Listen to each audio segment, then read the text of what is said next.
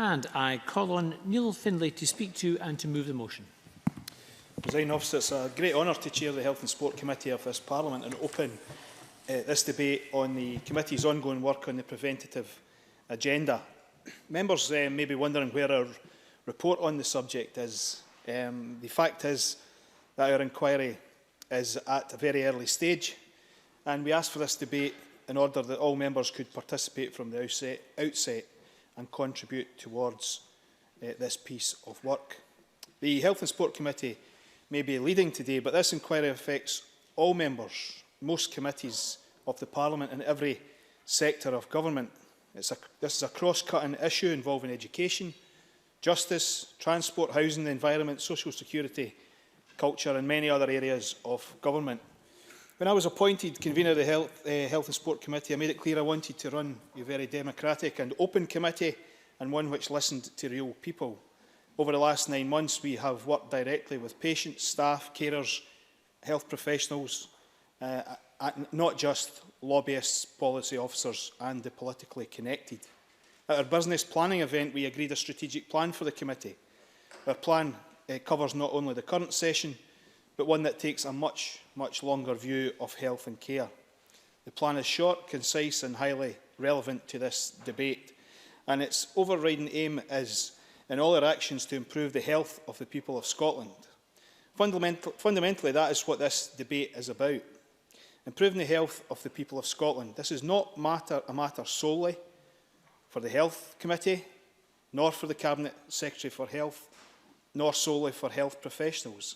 It concerns us, all of us, in whatever area we are operating in, as today's motion makes clear. Modern medicine is overwhelmingly reactive rather than proactive. You get sick, you seek medical assistance, and hopefully you're cured or made better. What is less common is the overarching community and national planning that focuses on prevention and early intervention. Prevention and early intervention is as much about housing, jobs, economic or environmental policy as it is about health and social care policy. The first paragraph of the Government's Health and Social Care Delivery Plan, published in December, makes that very point. But that plan relates entirely to health services, and perhaps I can gently say to the Cabinet Secretary for Health that this is a great pity, an opportunity missed to include other areas which between them hold the key to reducing demand on our health services while closing the inequality gap. Because health inequality is a manifestation of social and economic inequality, and we will never tackle this from a health perspective alone. It has to be a whole government, cross-societal approach. A focus on prevention, of course, is not new. It goes back through time in various guises.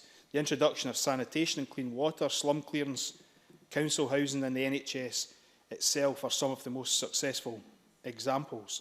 And I would suggest that makes the point that the state has a very important role to play, and witnesses we've heard from were quick to point to the effectiveness of measures that use fiscal, regulatory and legislative levers to reduce exposure to harm and address inequality.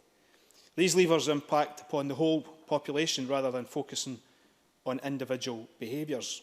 Measures such as those covering the sale and distribution of tobacco and alcohol, taxation of these products and other restrictions introduced to restrict smoking in public places are good examples.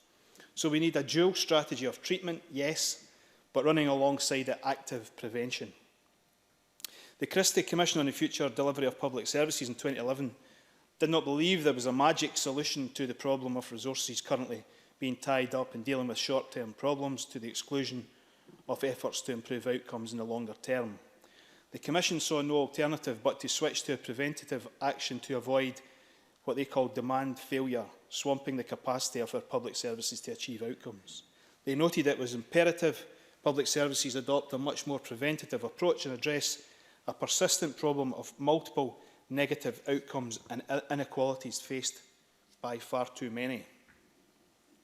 In 2011, the Finance Committee of this Parliament identified that all public spending could be classified in some way as preventative, and they sought from the Scottish Government a robust and measurable definition of preventative spending to be used across the public sector. It would be helpful if the Cabinet Secretary in her contribution could cover that aspect and assist the committee with a working definition. If we move forward to 2016 and the Audit Committee, Audit Scotland in their report, Changing Models of Health and Social Care, acknowledge what they call the ambitious vision that has been set by government, but noted as a key message that the shift to new models of care is not happening fast enough to meet growing need. New models in place being generally small scale and not widespread. Audit Scotland called for strong leadership, identification of measures of success, models of new investment and new ways of working. They called for a clear framework by the end of 2016 for how that vision is to be met. The Health and Social Care Delivery Plan was the government response with an aim to have high-quality services that focus on prevention and early intervention. Prevention is mentioned frequently in the document as being the focus, including a lifetime-wide approach to prevention. But I say again, an opportunity is missed in the plan to link beyond the boundaries of health services. A central part of meeting the vision is the National Clinical Strategy in Realistic Medicine. The problem we are having in committee and scrutinising prevention remains the same as was highlighted by the Finance Committee in 2011. That is to understand how this shift to prevention is to be defined, how it is being planned and how it is being funded, and then how it can be measured. This takes me to the committee's work to date. In January we agreed we needed to understand what we were dealing with. What exactly is preventative spend and preventative expenditure? Spice told us that these terms are both vague and conceptual and that all public expenditure could be argued to be preventative. They warned us public services can, because of a lack of definition, retrospectively fit their services under these headings, and they warned us it is difficult to attribute outcomes to any one policy. We also noted another Audit Scotland report, Changing Models of Care, which urged effort to address the gap in cost information and evidence the impact of new models. So we put out a call for views on the definitional question and how much spending could be identified and tracked. We also asked how spending could be shifted from reactive on acute services to preventative in primary services, and how could that shift be speeded up and incentivised. We received nearly 70 comprehensive and thoughtful responses. In March, we explored these issues further with a group of expert practitioners in the public health field, with integrated joint boards and eminent academics. They confirmed difficulties in definition and warned us about counterfactuals, what would have happened anyway without interventions. We heard about false dichotomies when considering the relative merits of addressing social determinants against more specific interventions. We were also told that shifting the balance of care does not mean the same thing as shifting resource. Community-based care will not necessarily save money, even if all the work to shift the balance is successful. We were warned of the need to compress mortality to reduce the time people spend in ill health and keep people healthier for longer. Overall, however, most were saying the same thing to us. We need to have a whole system approach, joined up government and a focus on reducing the shocking levels of health inequalities we see in Scotland today. Fundamentally, we all need to agree what actions on the ground are going to make a difference and how the existing barriers around using resources can be tackled. And I guess how we can measure the outcomes that are achieved, a subject on which I am absolutely sure my colleague Ivan McKee will cover in the debate.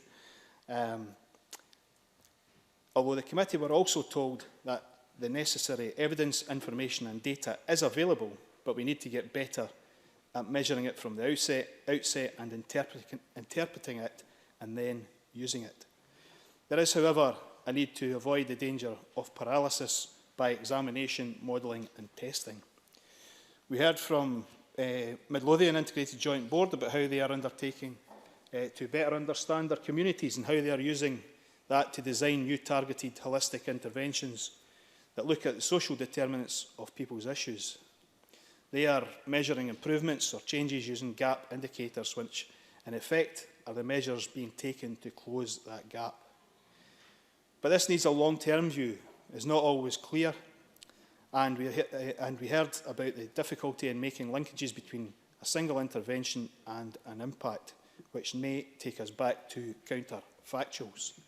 Presiding Officer, time is not sufficient for me to fully cover our inquiry. I've tried to give a flavour of what we in the Health and Sport Committee are looking to consider. Our next steps will be partly to be determined by what we hear today and what members say. Should we look at discrete initiatives and evaluate how successful or otherwise they have been and try to read across their outcomes into other areas? Or should we perhaps focus on how improvement, outcomes and benefits are being evaluated? Could or should we do both? Returning to our strategic plan and its focus on health inequality, should we, as a health committee, focus on health inequalities and measures to address these, but only through the prism of health interventions? I and the committee would really value your thoughts today. My one plea is that we all endeavour to take a longer-term view of this and resist to view the next election as the horizon. Seems like we have an election every 5 minutes just now. As a committee, our strategic plan commits us to at least a 15-year view. Presiding Officer, in closing, we will only see meaningful progress with a concerted cross-government approach and an approach that is properly resourced. It's absolutely appropriate this issue is being discussed early in our work, and only by joint and joined-up action will progress be possible in taking a preventative approach and tackling the root causes of health inequality. I move the motion in the name of the Health and Sport Committee.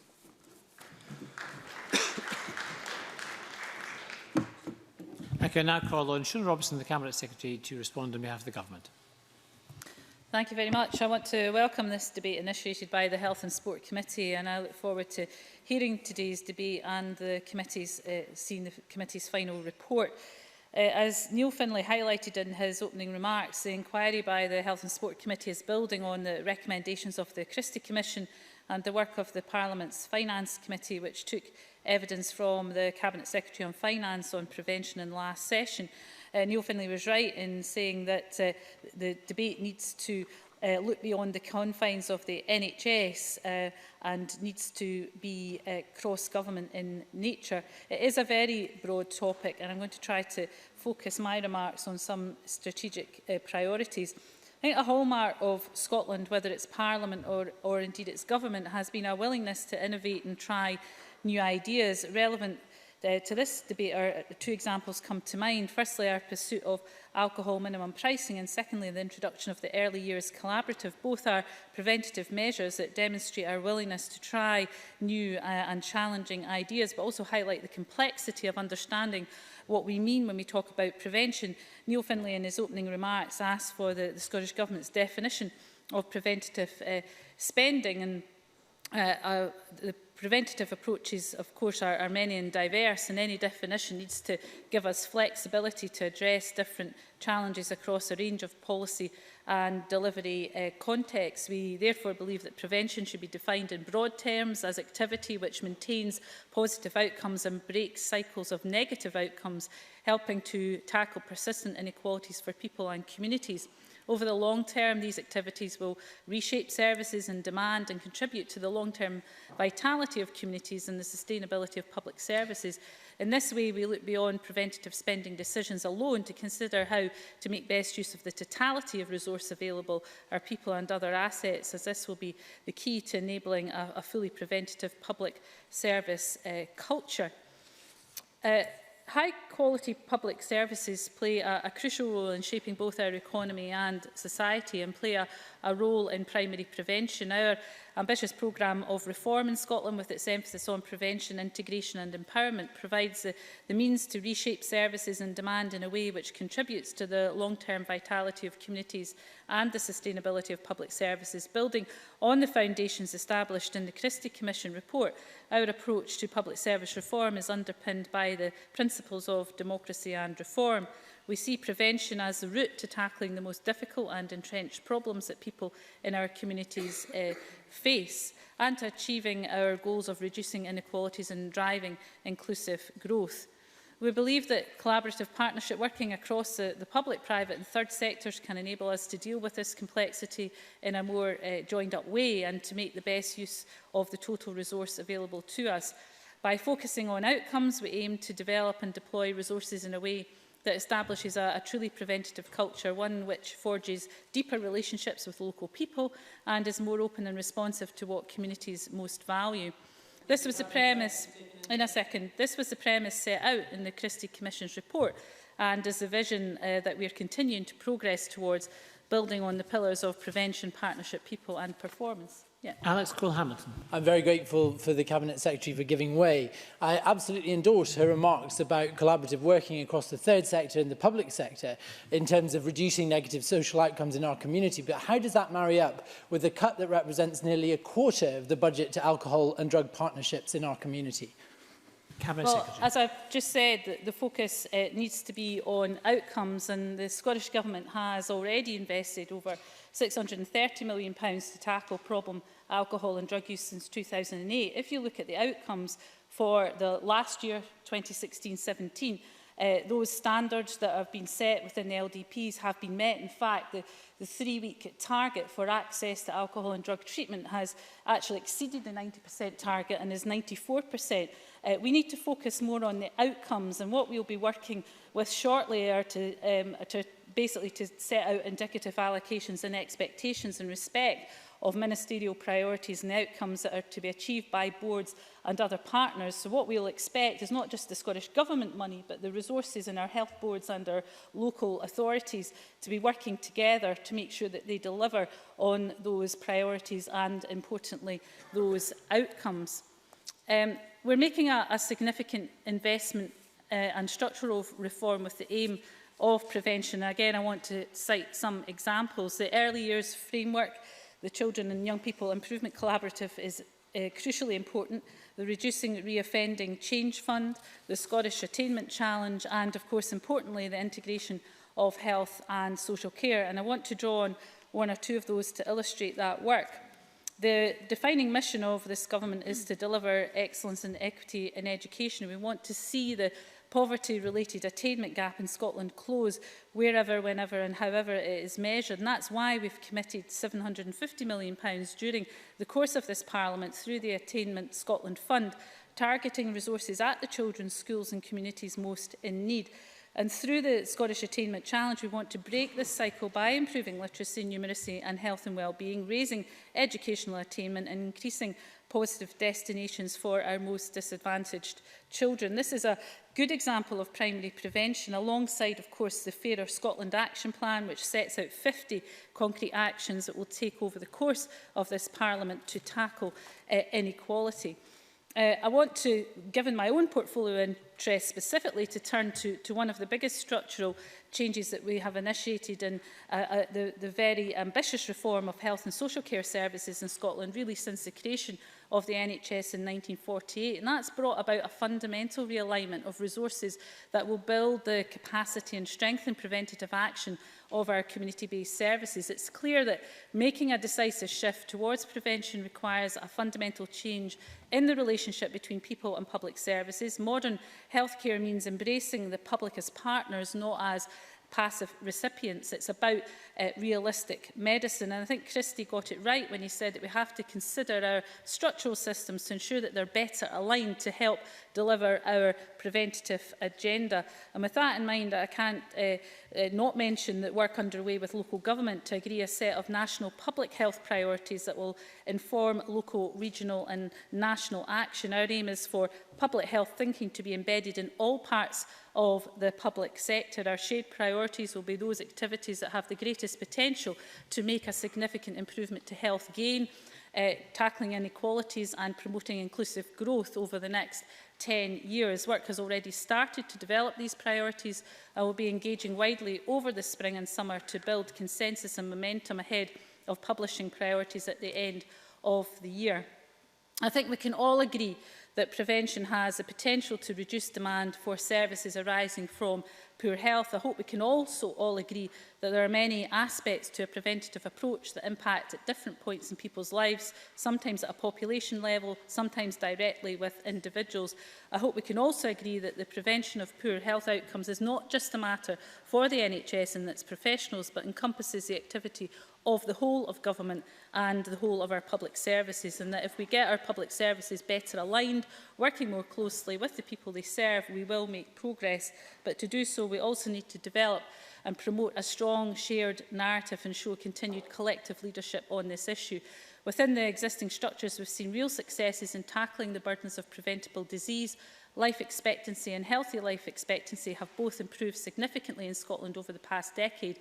We need to take that on, and by shifting our focus to prevention, we can make a further difference to the lives of people living in Scotland. And I'm sure the committee, Health and Sport Committee of this Parliament will help us in that endeavour. Thank you. I now call on Donald Cameron to open for the Conservative Party. Thank you, Presiding Officer. I'm delighted to open for the Scottish Conservatives on this Health and Sport Committee debate into preventative spending. For the obvious reason, this debate raises issues which require urgent attention as we consider the health of Scotland's population and the consequences that has for our NHS, not just in the next 5 years, but the next 15 years, the next 25 years, even the next 50 years.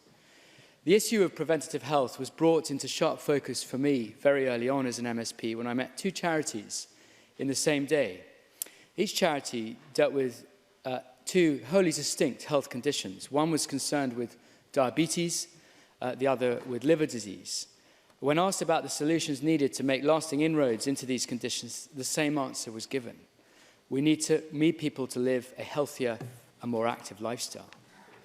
Now, we spend a lot of time talking about the state of our nation's health, and I personally participated in a variety of debates, both members' debates and general debates in this chamber, where major health issues have been discussed at great length. But scarcely have issues surrounding the root causes of so many of Scotland's ills been laid bare, as well as how we in this Parliament can focus resources on prevention rather than just treatment. There are a lot of varying opinions, of course, when it comes to Scotland's health. That's the nature of politics. But we must first be honest about the situation before we can act. It is clear that Scotland is in a desperate situation, and we need to act now so that future generations will not suffer from the big health problems that we see today in such significant numbers. As the motion states, it is also clear that we need to bridge the gap between the wealthiest and the poorest in terms of health inequalities. And I'm delighted that, as well as being on the Health and Sport Committee, I co-convene the CPG on health inequalities along with Anna Sawa and Claire Hockey, and I know there are a number of other MSPs who play an active role in that group, where we discuss these issues with professionals and interested parties. Scotland is highly unequal and has the widest mortality inequalities in Western Europe. The poorest Scots are 3 times more likely to commit suicide, more likely to die of cancer, more likely to suffer from a stroke, and more likely to die as a result of an alcohol-related condition than those in the most affluent parts of Scotland. Almost a third of our adult population are obese, costing our health service up to £600 million per year, and Scotland continues to have the worst weight outcomes of any of the UK nations and among the worst of any OECD nation. Around 1 in 3 children live with at least one binge-drinking parent in Scotland. No one political party, professional or individual is to blame. This is a cross-party and cross-society issue, and we must all be prepared to be honest about the state of Scotland's health. Only then can we move forward and tackle the challenges head-on. We must also be mindful of the fact that with poor health outcomes, there are a range of social factors which feed into this, which we must consider, and the motion acknowledges that. Education inequality is a significant factor, with Scotland's poorest children on average 31 months behind children from wealthier backgrounds in sciences on reading, and on average 26 months behind in mathematics. Similarly, affluent pupils are 4 times more likely to attend university than deprived pupils. And we can't expect to reduce the health inequality gap without closing the education attainment gap, and I acknowledge that the Cabinet Secretary for Health mentioned that in her speech. Turning to the committee's work in this area, I would like to pay tribute to my fellow members on the committee and the committee clerks for all the work they have done, the initial work at least, in placing preventative health at the forefront of what the committee has done in its first year. I think we all recognise the importance of highlighting the radical action required if we are to avoid significant issues in terms of chronic conditions which may arise in the future, unless focused preventative spending is undertaken now to deliver a more active and healthier population. I understand this is a complex area, given that the success of any prevention strategy is never really known for some time, and it does require time and input from all sides of this chamber and beyond so that we get it right. And when the Health and Sport Committee called for written submissions from organisations and individuals on the preventative agenda, it received 67 responses from a range of charities, governmental organisations and professionals who have detailed innumerable statistics and analysis about the poor state of Scotland's health. If I may, I'd like to concentrate on two areas where the committee has been active, in fact, even prior to the actual inquiry. The first was in undertaking a report on increasing participation in sport. Some members of the committee visited Abbey Moor and Kingussie in my own Highlands and Islands region to look at the work of High Life Highland and the role of community sports hubs in a rural setting. And it was hugely instructive to see on a community level the degree of engagement and coordination between a large variety of organisations, from schools to rambling clubs, who are coming together with the sole aim of achieving greater participation in sport, as well as the role of senior pupils in school, providing leadership to younger pupils. Secondly, the committee sessions at the end of last year on obesity were very illuminating. One specific issue that was also covered in my members' debate in January was the link between obesity and cancer. As I noted in that debate, it is estimated that around 4 in every 10 cancer diagnoses are preventable. Cancer Research UK have noted that obesity is the single biggest cause of preventable cancer after smoking and is linked with 13 different types of cancer. And we know that around 10% of bowel, breast and womb cancers in the UK can be prevented by being physically active for at least 30 minutes a day for 5 days a week. I hope I provided a brief overview of the immense challenges that Scotland faces, and I know that my colleagues and others in this chamber will go into greater detail about specific areas of preventative health that we must explore. But in closing, I would observe that it's also incumbent on us to challenge established orthodoxies. Whilst we all accept the role of the preventative agenda and the principles behind it, we must be able to have a frank and candid discussion about where money is spent and how it is spent. There may be some programmes which we have supported in the past, but which we need to give up because other avenues would provide better results. And the committee's inquiry must be alive to radical and innovative thinking, given the scale of the challenge before the country. And I again note what the Cabinet Secretary said about being identifying new and challenging areas. There are a lot of people counting on us to explore this topic, to identify solutions and to implement change. And only with open discussion will that occur. And I'm delighted to offer the support of my party to the motion today and the ongoing work of the committee in this area. I now call on Colin Smith to open for the Labour Party. Thank you, Presiding Officer. It's a privilege to open on behalf of Labour on an issue which I know is so important to all members of the Health and Sport Committee. When Labour created the NHS in 1948, life expectancy in Scotland was 64 years for men and 69 for women. Today, it's now around 77 for men and 81 for women. It shows the success of Britain's greatest achievement, our NHS. But we all know that for far too many Scots today, from the very moment they are born, simply because of where they are born, that life expectancy of 81 or even 77 is something they're unlikely to achieve. The very first paragraph of the previous Health and Sport Committee's report on health inequalities in 2015 summed it up when it chillingly read, "A boy born today in Lenzie, East Dunbartonshire, can expect to live until he is 82.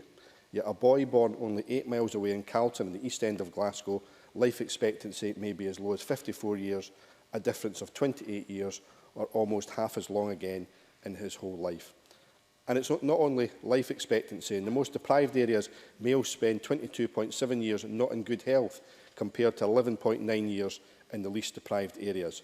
These figures show that tackling health inequalities has to be at the very heart of any debate on preventative health. They are inextricably linked, and if you want to prevent ill health, you need to tackle health inequalities. And if you want to tackle health inequalities, you need to tackle inequalities in wealth, in education, in transport and in housing. We know, for example, being in work and your income is fundamentally associated with your health. In Scotland today, we suffer from record levels of underemployment, job insecurity, 0 hours contracts and low pay. That means action on the real living wage, whether we show ambition and use our tax powers, and how we manage our new social security system will all have a major impact on inequality and therefore on our health. Indeed, following the publication of the Scottish Public Health Observatory report in 2014, Dr Jerry McCartney, head of the Observatory at NHS Health Scotland, said, whilst tax options may not seem to be directly health-related, they will save lives and ultimately save the NHS precious money and resources. Interventions that redistribute income, such as increasing the standard rate of income tax or implementation of a living wage, are among the most effective interventions for reducing inequalities and improving health.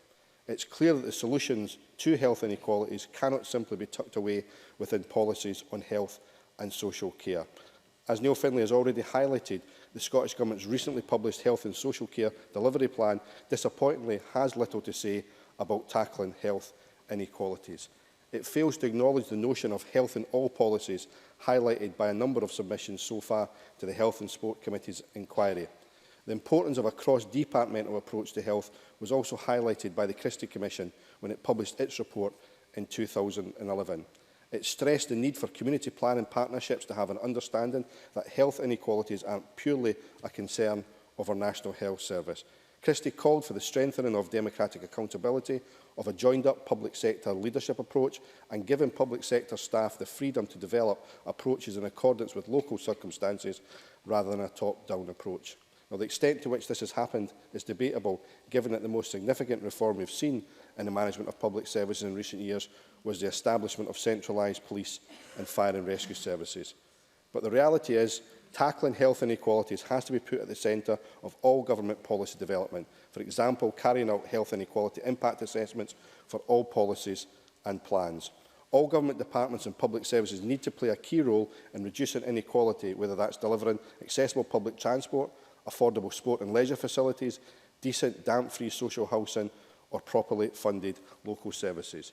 There's a need to get serious about a more joined-up approach to the delivery of services, and the pace of change needs to be increased. Now, in the short time I have, let me give just one brief but simple example: the co-location of money advisors in GP surgeries. We know that primary care is the access point for the majority of people in the NHS, but not everyone needs to see a GP.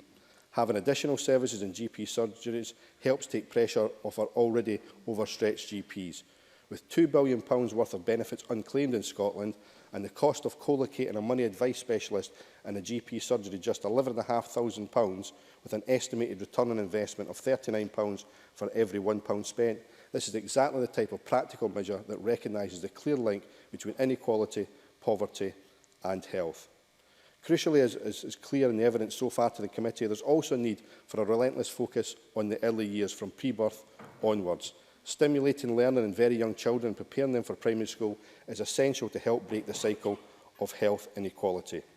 Now, while tackling health inequality and therefore preventative health is a cross-cutting issue, there is still very much a role directly for health and social care. In public health, we know that Scotland faces an obesity crisis, with 2/3 of adults and almost 1/3 of children classed as overweight or obese. The current obesity framework isn't working, and if the government, when refreshing that strategy, propose a bolder, more radical replacement, which includes tougher regulation on the current promotion of unhealthy food over the healthy option, they will get Labour's backing. There is also a need for a revised and tougher tobacco strategy, setting out the priority actions and clear targets along the way to measure progress towards the government's ultimate welcome aim of smoking prevalence below 5% by 2034. And with Scotland continuing to have the highest level of alcohol consumption and harm in the UK, the need for a new alcohol strategy is also clear. In all these areas, obesity, smoking, alcohol-related harm, there are inequalities, with people living in the most deprived areas most likely to be affected. And ultimately, with any strategy, it is the implementation and resourcing of that strategy that will be crucial, which is why the issue highlighted by Alex Cole-Hamilton, namely the recent decision by the government to reduce funding for alcohol and drug prevention, is one that is deeply regrettable. We need to have an honest debate about how we resource our NHS. We all accept that we have an ageing population and more people with more complex needs. But despite this growing demand for services, local health boards are being hit by significant health savings of £1 billion over the next 4 years. Those savings come at a time when the NHS is also struggling to recruit and retain staff, a problem that is exacerbated by the number of unfilled trainee and specialist posts. 1 in 4 of our GP practices report a vacancy. There are 350 consultant vacancies and more than 2,500 nursing and midwifery vacancies, including more than 300 unfilled mental health nurse posts. If we don't stop these cuts and have sufficient staff, it will make it all the more challenging for health boards and integrated joint boards to shift the balance of resources from reactive to preventative spend and to better focus resources and priorities on health inequalities. This Parliament has the powers to stop those cuts, to make different choices, to be progressive, to say that if we want decent health and social care, we need to ensure that we fund them properly. And that means being honest with the public and saying that those with the broadest shoulders should pay that bit more. Thank you. Thank you. We now move to the open debate, and I would suggest to members who have plenty of time to take and make interventions. I call Emma Harper to be followed by Brian Whittle. Emma Harper. Thank you, Presiding Officer. Before I begin, I would like to remind Chamber of my interests. I am a registered nurse and I am co-convener of the Lung Health Cross-Party Group, and I participate in other cross-party groups that are health-related as well. I too recognise the importance of the work that the Health and Sport Committee in its inquiry into the preventative health agenda is undertaken, and I thank the convener and members and the clerks for their hard work.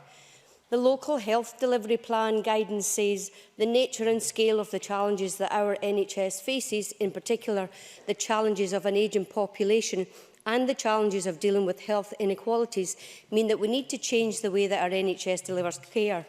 The plans recognise that we must prioritise the actions which have the greatest impact on the service delivery and focus on three areas, often referred to as the triple aim: better care, better health, better value. The Christie Commission estimated that 40% of all health spending was spent on interventions that could have been prevented. And the Commission insisted that focusing resources on prevention measures must be a key objective. Obesity, diabetes, coronary heart disease, stroke, cancer, mental health, dementia and alcohol-related diseases are major issues affecting people in Scotland, and more so in lower socio-economic areas. We are already seeing a reduction in the mortality for the big three: cancer or non-respiratory cancer, coronary heart disease and stroke, due to the targeted multidisciplinary teamwork that has been implemented across Scotland. In the Chief Medical Officer's annual report, Realising Realistic Medicine, it showed between 1994 and 2015 there was a 36% reduction of all causes of premature mortality. There is a graph on page 48 clearly showing this mortality reduction for the big three.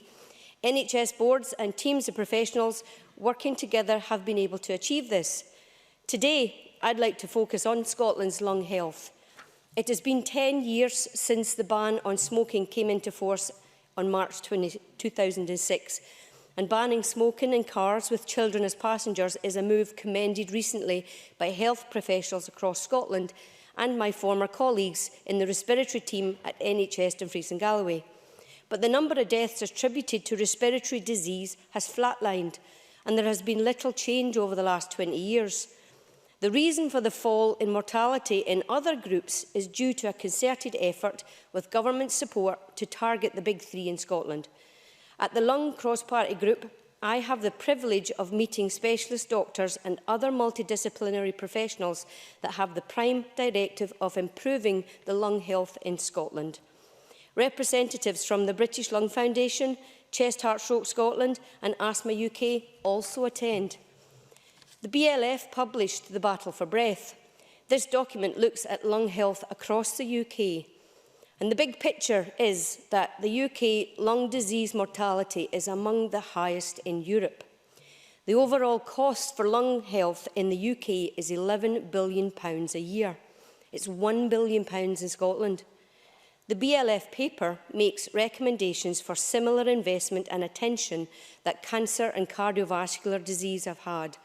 Across Scotland, there are wide variations in the care given to people with lung conditions like asthma, lung cancer, COPD, idiopathic pulmonary fibrosis, mesothelioma and more.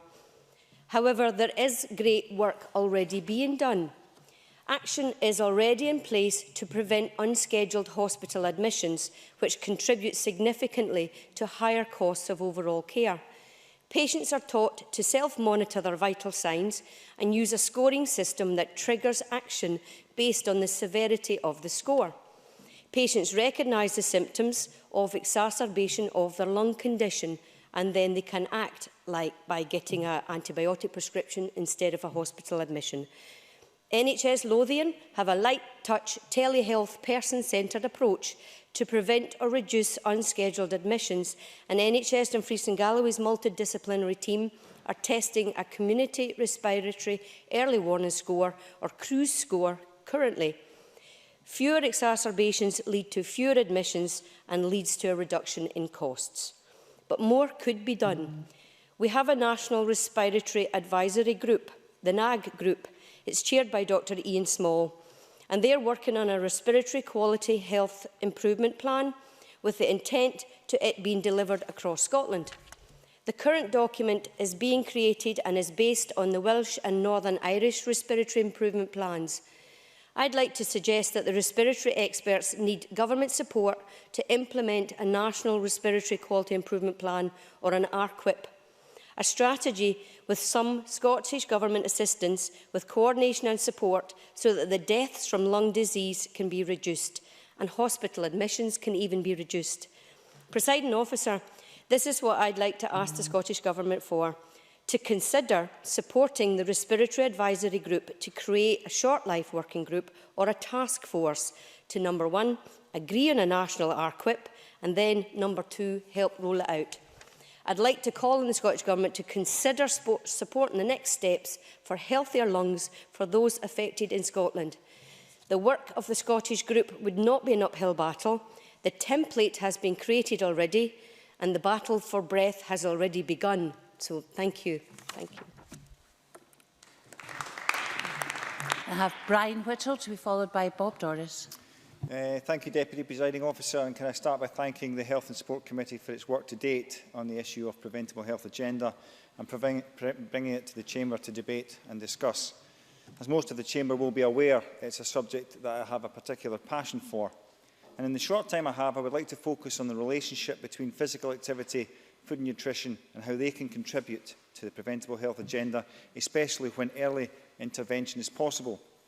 It's widely acknowledged that having a healthy diet and an active lifestyle will certainly stack the cards in your favour when it comes to preventing many conditions like cardiovascular disease, stroke, type 2 diabetes, degenerative musculoskeletal issues, certain cancers, heart disease, among others. We must also include poor mental health as a condition that can be prevented in many cases by an active, healthy and inclusive lifestyle, and is certainly useful in many cases in the treatment of mental health issues. SAMH has stated that prevention and treatment of poor mental health should include inclusivity and physical activity. In fact, so sure are they of this that they are helping to fund the Jog Scotland programme.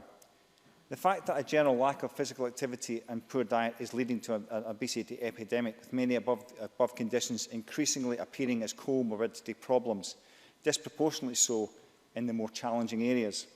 Access to opportunity is certainly a main area we need to explore, and to ensure that opportunity to participate is available to all, irrespective of background or personal circumstance. And incidentally, we must also understand the differences between physical education, activity and sport. All are intrinsically linked, all are crucial, but all are very different. Getting active as early as possible should be the goal. With the advent of 30 hours of free school childcare, we have the opportunity to use those hours constructively in an active play framework. As I have said many times, the physical and mental pathways for life are mostly set at the preschool age, so focus should be on this age group. Having an active, healthy lifestyle in the early years is likely to set the foundation for an active, healthy lifestyle for the rest of their lives. Following on, we need to ensure that when children reach primary school, the active framework continues into active games and on into activity and sport by secondary school. Access is the key, tackling barriers to participation to give opportunity for all. One of the solutions is surely to keep schools open after 4 p.m. If children need to go home from school and then go somewhere else, the drop-off rate will be high. While they're in school, they are a captive audience, and with the right opportunity and encouragement, the physical activity uptake will be more likely to increase. A Child Poverty Scotland report suggested that some children from families with more challenging circumstances are saying they are not interested in participating in sport and activity, rather than asking their parents if they can take part, knowing they are likely to be told that they can't. Surely by opening up extracurricular activities at school, that barrier can begin to be addressed. The other issue in terms of participation I would like to raise is that of having enough appropriate teachers and coaches to ensure access to opportunity. This is borne out with the increasing waiting lists at clubs in many sports. There are solutions out there, however. Perhaps we should be looking at that section of the population that has life and work experience aplenty, those approaching retirement and already retired. When I was the manager of the Glasgow Athletics Development Scheme, we had 43 coaches on a rota working with school children who came from all over Glasgow to the Kelvin Hall, and all of those coaches were retired. Intergenerational social interaction, purpose and activity, quite a few boxes ticked here. There are always options worth exploring. Poor diet is an area that the Scottish Government has a direct input into, from nursery education right through to primary and secondary schools, in our hospitals or even our prison service. When doing some investigation into public food procurement policy through the Scottish Government Excel contract, I discovered that a sizable proportion of food that can be produced by our farmers is in fact sourced from outside Scotland and the UK, and much of it at reduced quality from that that's locally produced. Now, I welcome the Deputy Minister's decision to investigate the nutritional quality of food served in schools as a result of this report. However, I would also encourage the Health Secretary and the Justice Secretary to do the same for hospital food and food served in prisons. By ensuring that the highest quality food sourced locally is available from nursery education onwards, the Scottish Government can have a significant impact on diet, especially in the earliest years. I'll take it. Neil Findlay.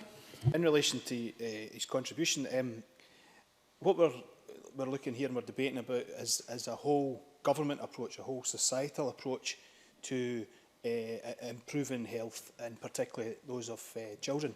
How then does, for example, the UK government's social security policy contribute to that? I think Brian Whittle. I think what Mr Findlay is alluding to is the inequality of income. And that actually has got obviously has a bearing. But I think also what we have to also acknowledge is there is the cost of participation as well as an impact. And I think we've got to be really careful here, because they're both intrinsically linked. And although I do recognise Mr Findlay's desire to really tackle this issue, and I've been in committees with him when he said this, I do actually think that you have an answer you're trying to get to, and you're trying to find a question that will get you there. And I think what we have to have is a much more open mind. It's a much more open mind into it's a much wider, as has been stated in the chamber already, it's a very wide issue. By ensuring that the highest quality food sourced locally is available from nursery education onwards, the Scottish Government can have a significant impact on diet, especially in the earliest years, where intervention will have the greatest long-term impact. It's also important to note that the good nutrition plays in mental health as well as physical health. According to the report by the Mental Health Foundation, Food for Thought, and I quote, "Nutrition is a factor for mental health in the same way it is for physical health, and plays an important role in prevention, development and management of diagnosed mental health problems, including depression, anxiety, ADHD and dementia.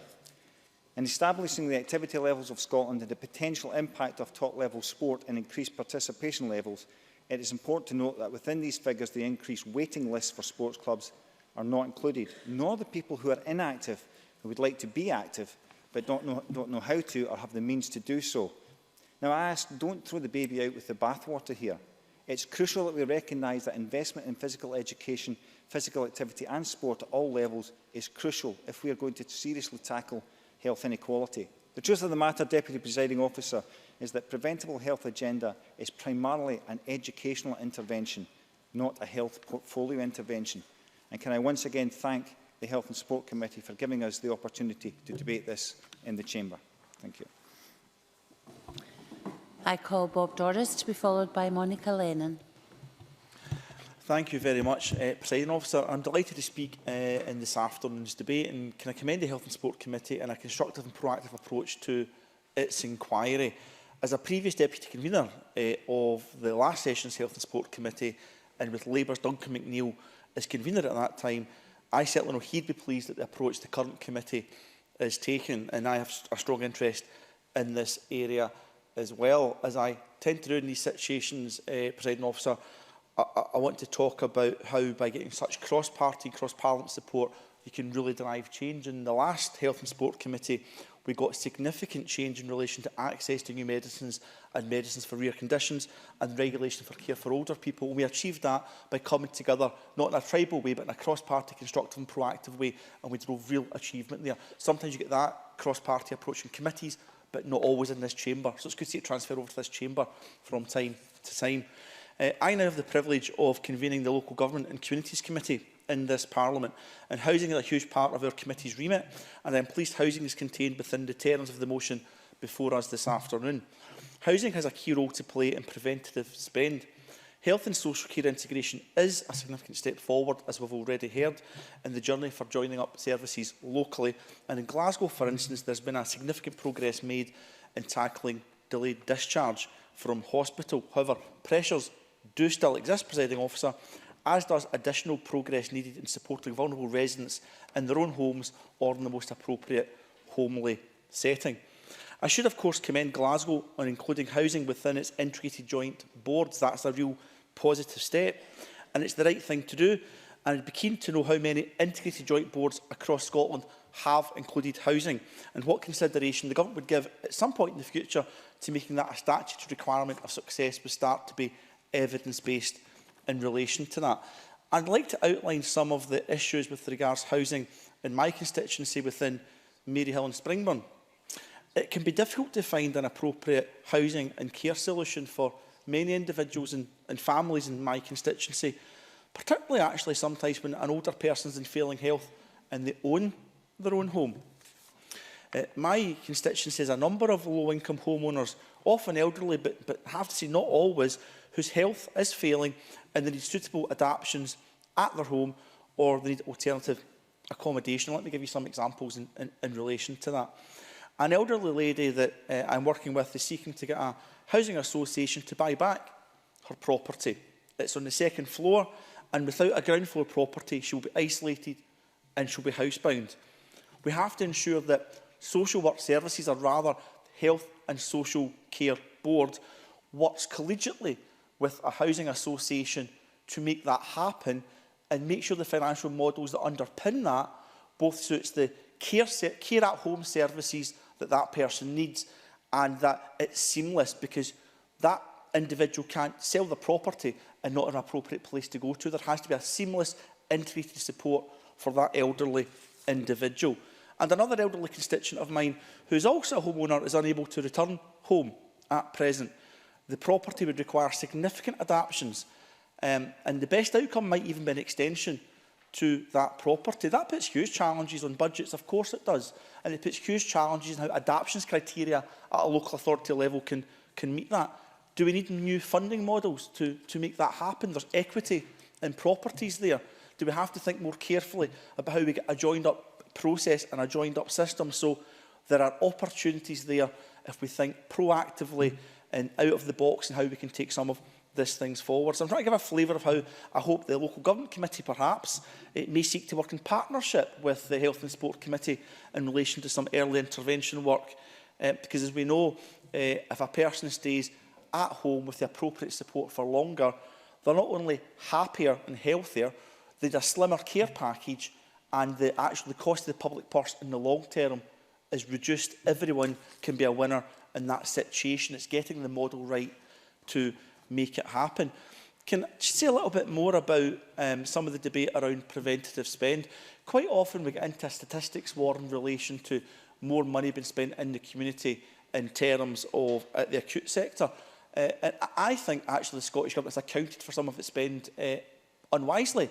I think the acute elective surgical centres that are going to be opening up across Scotland puts money of investment in the column of acute services, showing that we're going in the wrong direction, where we'll want to see more money put into community services. But I can't think of a more appropriate preventative spend than giving people the hip operations, the knee operations, the cataracts operations they need to stay in their own home. If they don't get these quickly and timiously, the slips, trips and falls is a huge issue. So by that investment the Scottish Government is making, it's actually making the situation look worse than it really is. This is a positive preventative spend investment, and I don't think we account for it properly. Maybe see another thing that comes up when we looked at this in the last committee quite a lot, and that's in relation to the inverse care law. Comes up quite a lot, and that tends to be an argument to move away from universal services to target those living in poverty. I think it would be unwise to move away from universal services. In the last committee, I was convinced that you must be wed to universal services, but look at an additional uptake drive for the areas, so that it's not just the worried well and more income well-off areas that are making use of these universal services, but do I have time, Presiding Officer? Yes, of course. Neil Findlay. Mr Doris will be familiar with the principle of proportionate universalism, where there's a universal service, but the areas who need it most get more. Does he not agree with that principle? Bob Doris. Thank Mr Findlay for that intervention. I think that's the direction the Government's hoping to move in. We have to put the financial models in place to underpin that. And I was going to go on and look at the GP's practices that are within the deep end areas, many of them in my constituency. To a degree, very well resourced, but if someone's going in there with multi-morbidities with 5, 6, 7 things wrong with them, that 10-minute or 15-minute appointment, you don't get enough opportunity to get the support you need compared to someone getting into a GP surgery in an area with one health condition or for a preventative health measure that they're seeking support of. Final thing I want to say, Presiding Officer, if I do have a little bit of time in hand, and that is you can do health to people as much as you like, but what we have to do is empower people to make positive choices in their lives, and that links into the Scottish Government's community empowerment agenda, and it links into proper local regeneration initiatives. And it's only right that I should name check in my constituency, Royston, a deprived community where the local authority was doing no regeneration, but they did their own. They got their own regeneration plan, and they now have take land which was wasting away back to be redeveloped for the community, and they've got money for a local community centre. But it was the community's priorities, not the council's priorities. And in Springburn, there's an eyesore called the Talisman Pub. What's that got to do with preventative spend? Well, that pub has been sitting there withering away for generations now. If the community saw that demolished and something happened to that land, they might just buy in a little bit more to community regeneration, and you have to get that right for everything else to be right as well. It's about community empowerment, not just doing health to people, but asking people what they want for their communities. That will make a huge difference as well. Thank you very much, Presiding Officer. We do still have some time in hand. Monica Lennon, followed by Alison Johnson. Thank you, Deputy Presiding Officer. I'd also like to echo colleagues in commending the Health and Sport Committee for its inquiry into the preventative health agenda. In my role as an equality spokesperson for Scottish Labour, so much of the work that I've been engaged in since being elected last year has been focusing on highlighting the causes and solutions to complex health inequalities. And whenever we're talking in this place about health inequality or how we can address Scotland's ill health problems in the long term, the conversation always seems to circle back to preventative spend and action. Dealing with health problems after they've already occurred is much more difficult and costly to us as a society than it would be if we had taken preventative action to stop preventable health issues from arising in the first place. We know this, but we also know that the prescription for preventative health care is not as simple as it sounds or as politicians would like it to be. Preventing health inequality, which is so often ingrained in the first days of life, requires cross-cutting action across government, right across housing, education, the environment and more.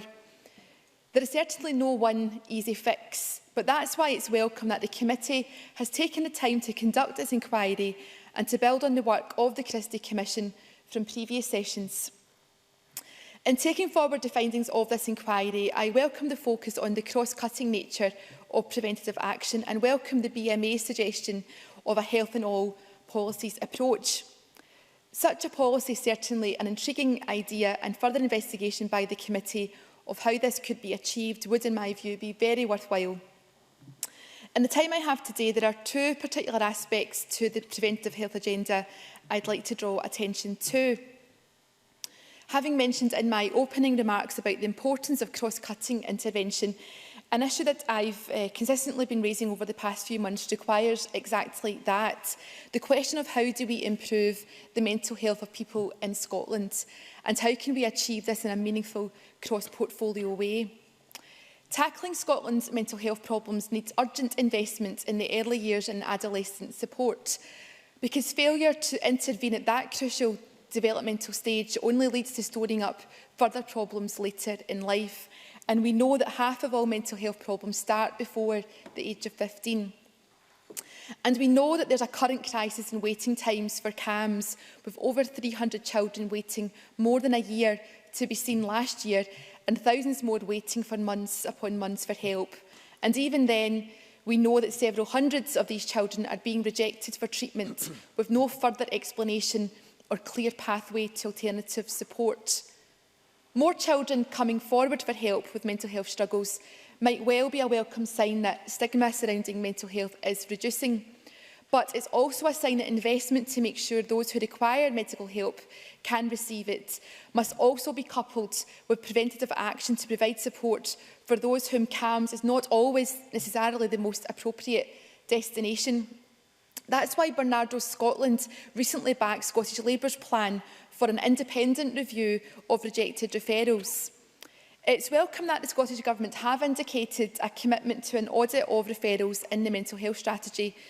But I was also disappointed, alongside a number of mental health charities, including the NSPCC and SAMH, by the lack of ambition and lack of detail on funding and timescales in the strategy when it comes to other preventative action. Most notably, that there is still no concrete commitment from the Government to back the plan for school-based counselling. Having a qualified counsellor in every school would be a welcome step that the Government is cognisant to the importance of prevention. It would be a clear, targeted action to improve the well-being of our children at the early stages, and could be a crucial link in spotting and preventing mental health problems in their early stages, by providing support to young people quickly, at the right time and in their own environment. That's why I've been consistently pressing the Government for further detail on how the dedicated Mental Health Minister is working with the Education Secretary. But despite some reassuring and welcome words, the fact remains that the lack of action in the 10-year mental health strategy is disappointing. This type of preventative cross-cutting action is the bold vision required to transform Scotland's mental health services. Early prevention work like that is vital to reducing the harm of poor mental health, which in turn could have a transformative effect on reducing the pressure which mental health problems can have on other public services. And that brings me to the second aspect of the preventative health agenda, which I hope to draw attention to, the impact of alcohol harm and how we can reduce that also. The Scottish Government has pledged to bring forward another strategy on this later this year. And I agree with the view of Alcohol Focus Scotland that this presents a unique and excellent opportunity to set out the actions we need to reduce alcohol harm in Scotland. And I hope to see the Scottish Government commit to some bold preventative action, including a commitment to tackling marketing of alcohol to children and licensing regulations to reduce the availability. The effects of alcohol harm are most acutely felt in the most deprived communities, with those living in the poorest areas up to 5 times more likely to suffer an alcohol-related death than those in the least deprived areas. Given that the funding for alcohol and drug partnerships, which others have mentioned today, has reduced by 22% in the last financial year, a cut that's being maintained in the current budget, I think it would be a welcome move for the committee to investigate the impact of preventive spending to reduce alcohol harm more widely, which, given the cost of alcohol harm across many portfolio areas, would have a very significant impact. In closing, Presiding Officer, driving forward the preventative health agenda will be crucial to the development of health policy during the lifetime of this Parliament. And the Health and Sport Committee's work on this topic so far is promising. I look forward to seeing them take up further investigation on preventative spending.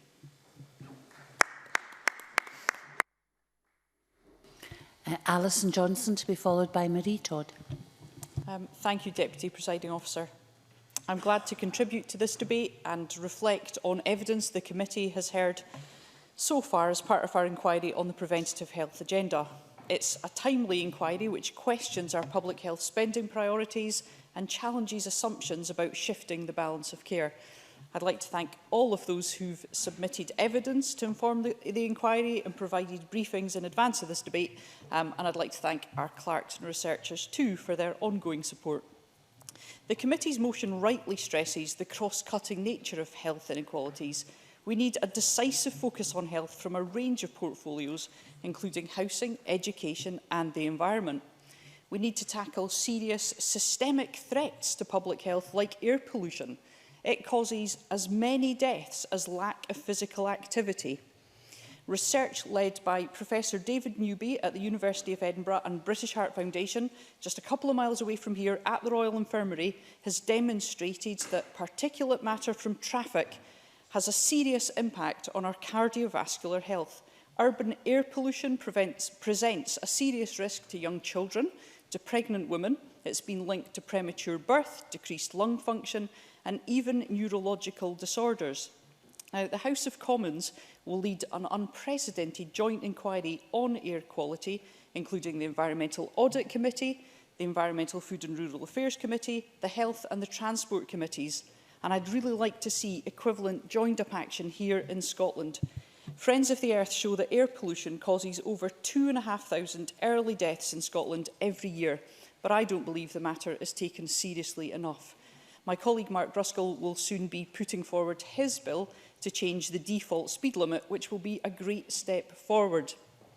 But, Presiding Officer, I'd like to emphasise in this debate the fundamental importance of income and the impact that poverty has on health and well-being, because we won't make real progress in tackling health inequalities until we take real steps to reduce inequality of income and wealth.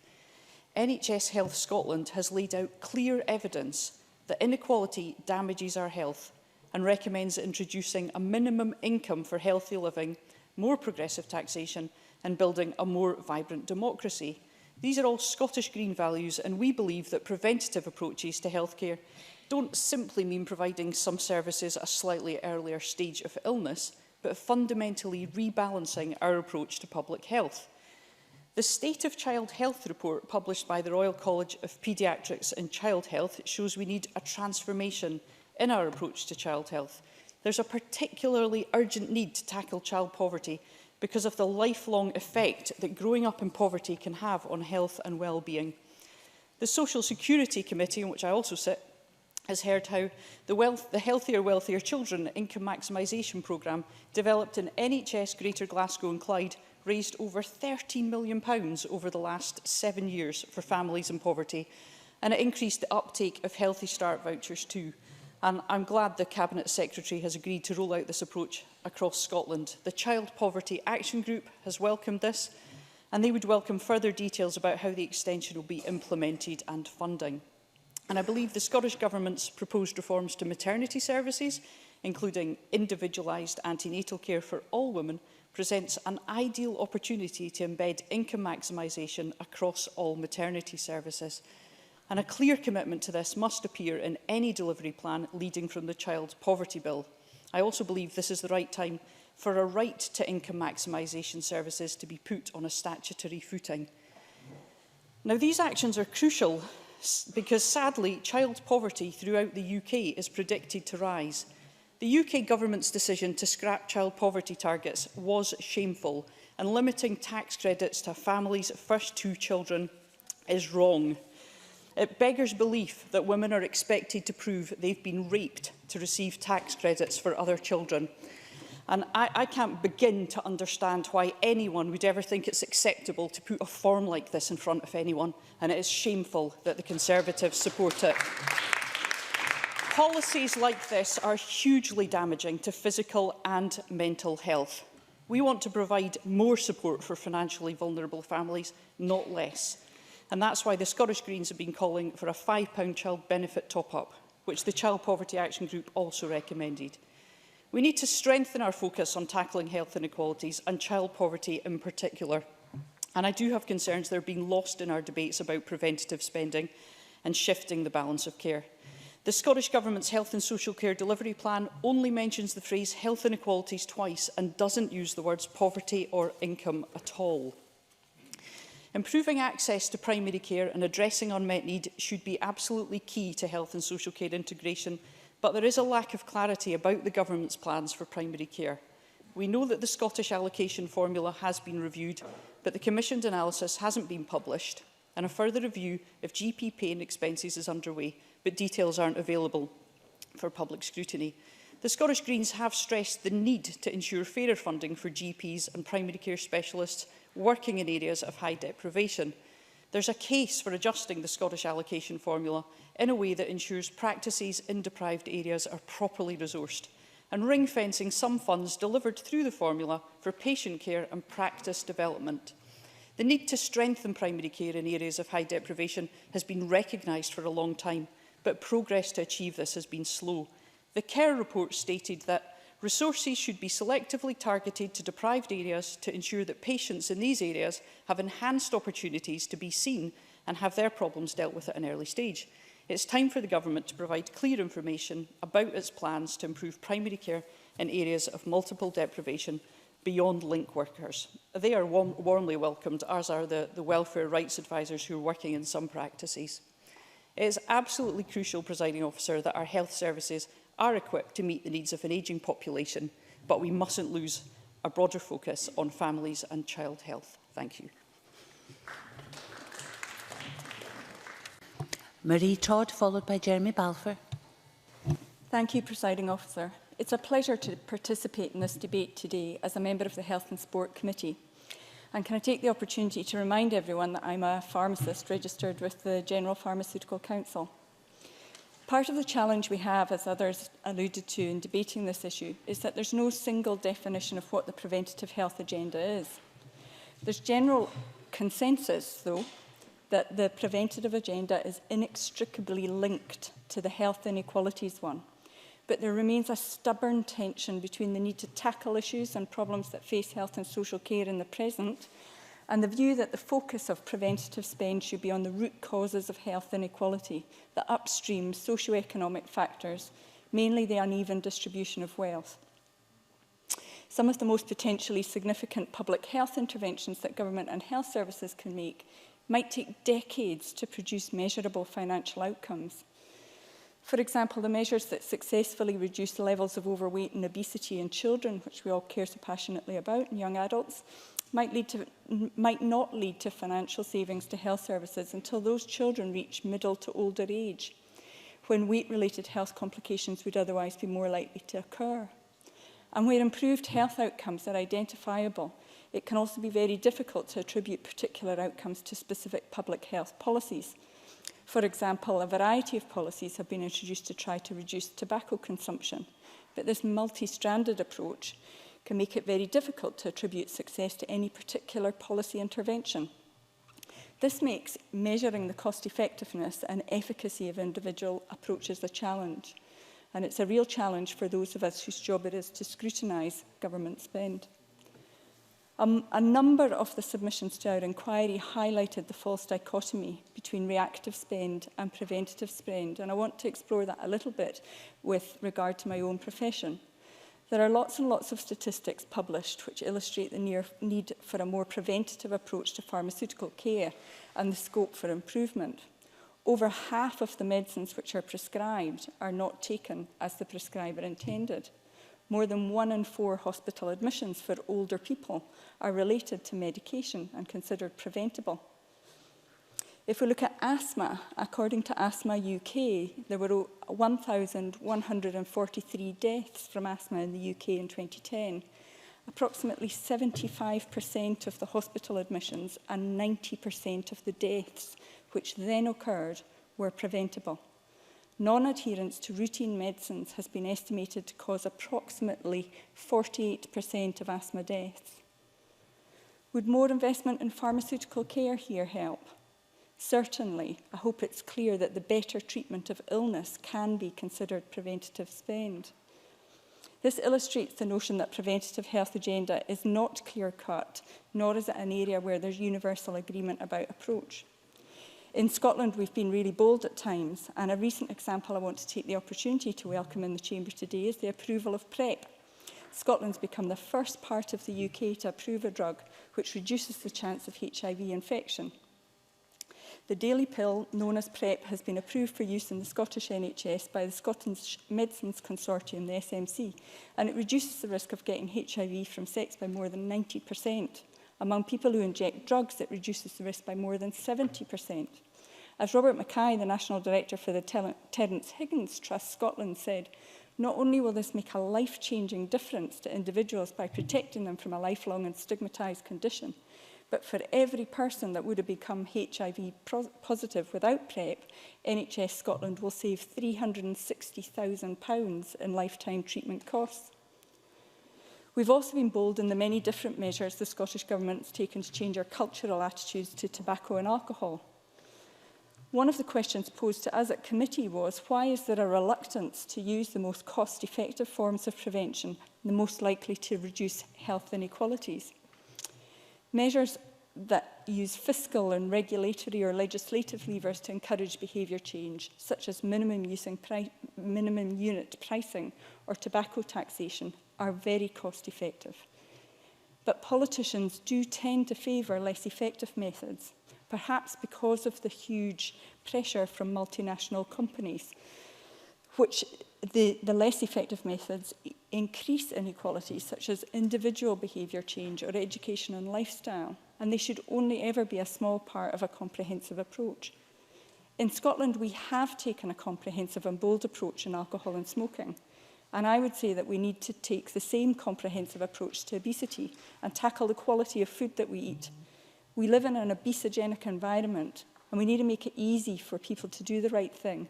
And in my opinion, this will include using fiscal, regulatory and legislative levers to change culture. I want to finish my contribution by mentioning welfare reform, as others have. An inquiry by the UN into the actions of the last government, which was a Conservative Lib Dem coalition, found that their austerity policies amounted to systematic violations of the rights of people with disability. And with this Conservative government, it continues. Disabled people losing mobility cars means that they cannot work. The introduction of universal credit in the Highlands has caused severe hardship because of the delays in processing applications. And just in the last couple of weeks, the introduction of the two-child cap for families claiming tax credits. Why on earth a child with more than one brother or sister is less deserving of state support, I cannot comprehend. The callousness of the rape clause. I'll finish with a quote not from me, but from the BMA submission. Inequalities have remained persistent, and cuts to welfare support in particular have undermined progress that might otherwise have been made in this area.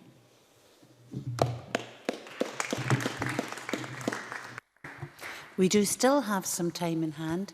I call Jeremy Balfour to be followed by Alex Cole-Hamilton.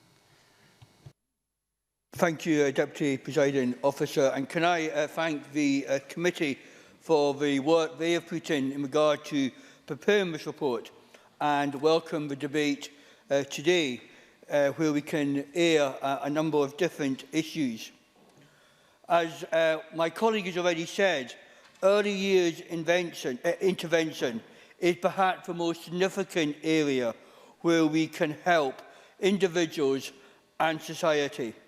If we can intervene to help young children and their families live a healthy lifestyle, then we are more likely to have less health implications later on.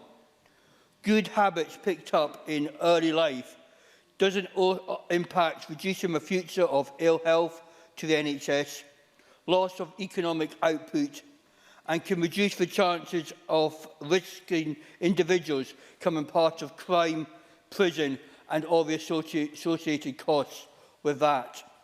It can impact on the quality of learning and the type of life an individual has.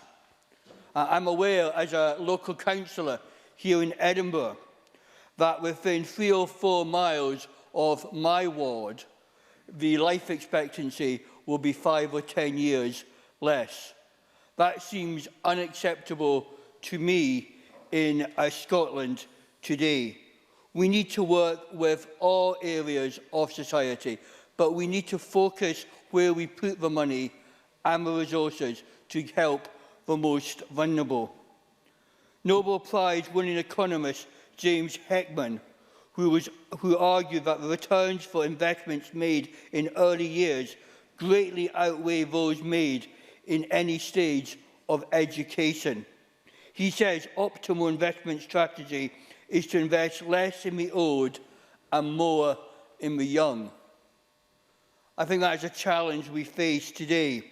And when we talk about the young, we're not talking about those in nursery or in school. We're talking about from 0 to 3 years old. It's helping families set patterns at the earliest stage that will give us the biggest improvement. Certainly. Marie Todd. I thank the member for taking the intervention. I would ask the member again to reflect on how his current theme on supporting the youngest of children might fit with the policy from the Conservative government in Westminster of not providing tax credits for more than 2 children in one family. Well, Jeremy Balfour. What we're looking at here is, yes, we're looking at how we can help families generally, but we're also looking at how government, both nationally, UK and here in Scotland, and actually I'm going to come on to a moment in local authorities, can direct that help to help individuals. And we, and the government and this country has made a decision that we should put that limit on, and I think it's a very sensible measure. I wonder if I can move on. I had this morning the privilege of visiting Dr Bell's Family Centre here in Leith. Dr Bell's Family Centre has been going for many years here in Edinburgh, helping children living in Leith and North Edinburgh, where they can get encouragement, support and advice in a very relaxed environment. It is there to support and help vulnerable and disadvantaged people from different cultures within that area. One of the things that they provide is a drop-in centre for nurseries. 48% of those that go along to that have English as their second language. Now, sadly, Edinburgh City Council and SNP administration has cut the budget for that centre, and they are now affecting services that they can provide. Giving money to that type of centre, I think, would be much more advantage than a token baby box going off to well-off families. What we need is to put the money where it helps most. And that type of centre is providing that. So we need to help. Absolutely. Excuse me, which person were you taking, Mr Balfour? I'll take both. Oh, well, we have plenty of time for that. Let's go for Aileen Campbell first. I guess going back to the intervention made by Marie Todd, which I don't think the member properly articulated, I wonder how you can square the fact that he's criticising the baby box, which has given families and given all children the best start of life, with the policy of limiting tax credits to more than 2 children. Does he not see that those two comments are contradictory, and actually that he should take the opportunity to distance himself from the policies of his UK government? Jeremy Balfour. Thank you. I mean, I wonder whether the Minister would accept that reducing the amount that's given to local authorities, particularly here in the capital city, is affecting the amount of money they can then give to third sectors who are doing the most benefit. And perhaps the Minister would like to reflect that perhaps if the government supported local government better, we wouldn't have these issues. I'm happy to take the second intervention as well. Stuart McMillan. Thank you very much, Presiding Officer, and thank you very much, Mr Balfour, for taking the intervention.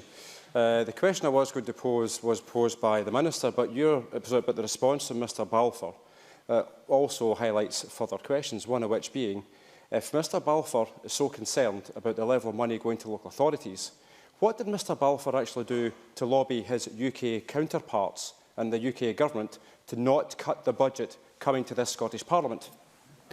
Jeremy Balfour. I think Mr McMillan must be living in a slightly different world than I am, because actually the money that we got from Westminster Government was more than we were got last year, and it is a decision by this Scottish Government where to give the money. That is a choice of this Parliament and this Government, and we have given less to local government this year than we had in previous years. So I think the issue is not a Westminster issue, it's a Scottish Government, Scottish Parliament decision. Absolutely.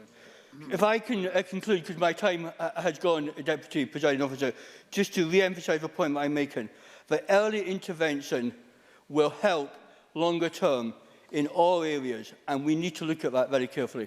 Thank you very much. Alex Cole-Hamilton, to be followed by Ivan McKee. Thank you, Presiding Officer. And I'd like to start by expressing my thanks to my fellow members of the Health and Sport Committee for their work in this inquiry, and indeed to the clerks and researchers who so ably served that committee in its work.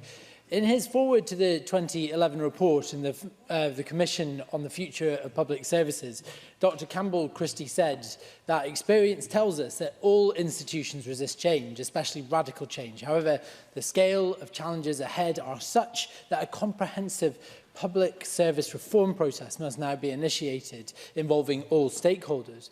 Whilst this insight was offered in respect of the macro institutions that make up our public sector, I'm sure if he thought about it, he would have ascribed it to this institution as well. For a great many years, the idea of rhetoric, and since the beginnings of devolution, we have seen each of us employ the language of prevention, but not necessarily the structural and financial investment and culture shift required to see upstream funding which set about reducing negative social outcomes. That continues to evade us. And nowhere is the cost of that failure demand, as has been described by Campbell Christie, more evident than in the continuum that represents our health service. Now, it would be easy for me to spend the entirety of my time poking holes and pointing fingers at the failures in command and conduct of this administration's efforts in this area. However, I believe that one can only offer such criticism with any meaningful credibility if credit is also offered where it is due. And as Presiding Officer, as Marie Todd has already articulated, since we last met in this chamber, the Scottish Government, through SMC, have made the prophylactic HIV medication PrEP available on the NHS. This is a tremendous victory for campaigners and a welcome recognition by this government that the problem of HIV is still growing, serving as it does in many ways like something of a vaccine. The widespread availability of PrEP will help to dramatically lower infection rates in at-risk communities, and also prevent future failure demands for the NHS in terms of the lifelong HIV medication that failure to prevent infection can lead to. Would that this foresight could be replicated across the board? Now, I talked earlier about our health service as a continuum, and like a river, it wants to exist in a state of flow.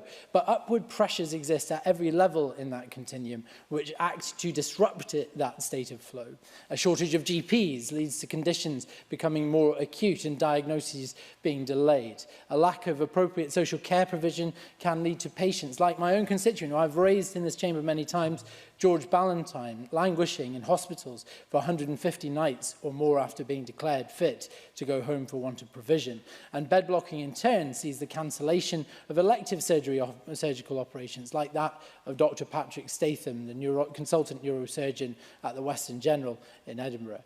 And in turn, we can see severe delays in discharge from A&E into the wider hospital due to there not being an available bed, something that is manifest in statistics we see every week in missed A&E waiting targets. Now, we mitigate these blockages through prevention at all stages of life and in all demographies and communities of our society. We understand the keystones of prevention, but singularly, we fail to meet that understanding with preventative spending, particularly in addressing health inequalities, as we've heard many times in this debate. I shall.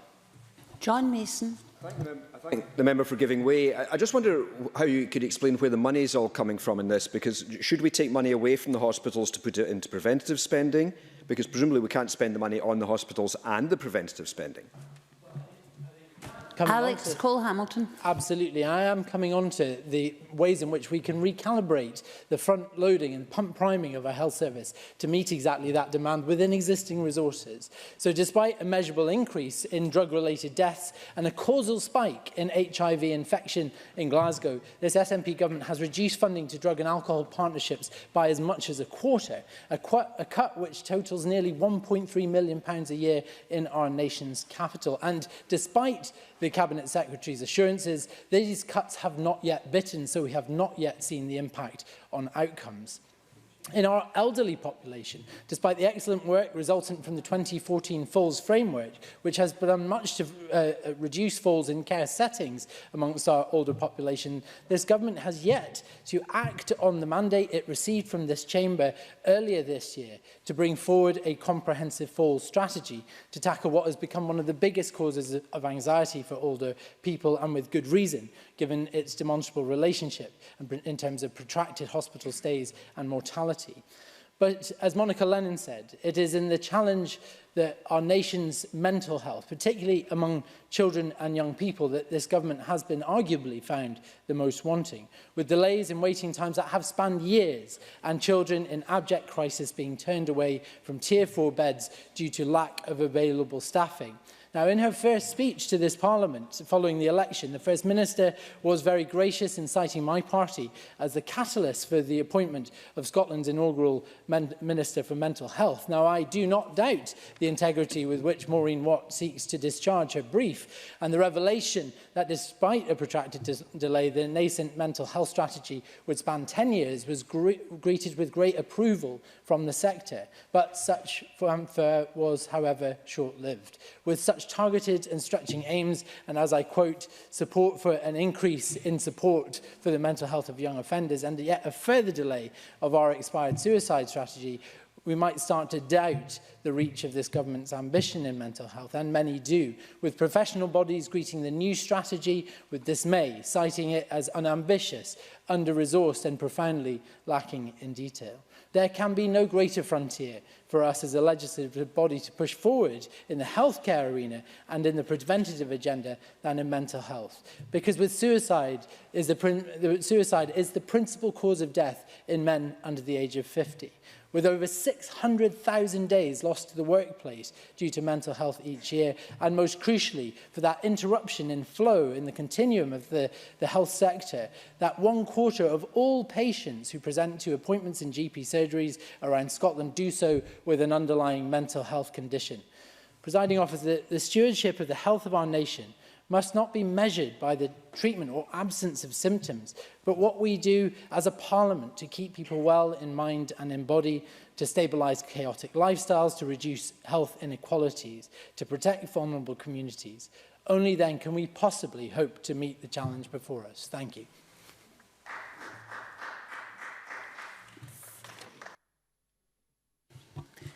I have Ivan McKee to be followed by Alison Harris. Thank you, Presiding Officer. I'm glad to have the opportunity to speak today on preventative spend and the Health and Sport Committee's inquiry into this important subject. This debate allows members to make inputs into the committee's work, and I hope many will take that opportunity. And there are 3 specific areas I intend to focus on this afternoon. Firstly, the scale of the task before us. We will not provide a modern, fit-for-purpose health service for the 21st century by continuing to do things as we've always done them.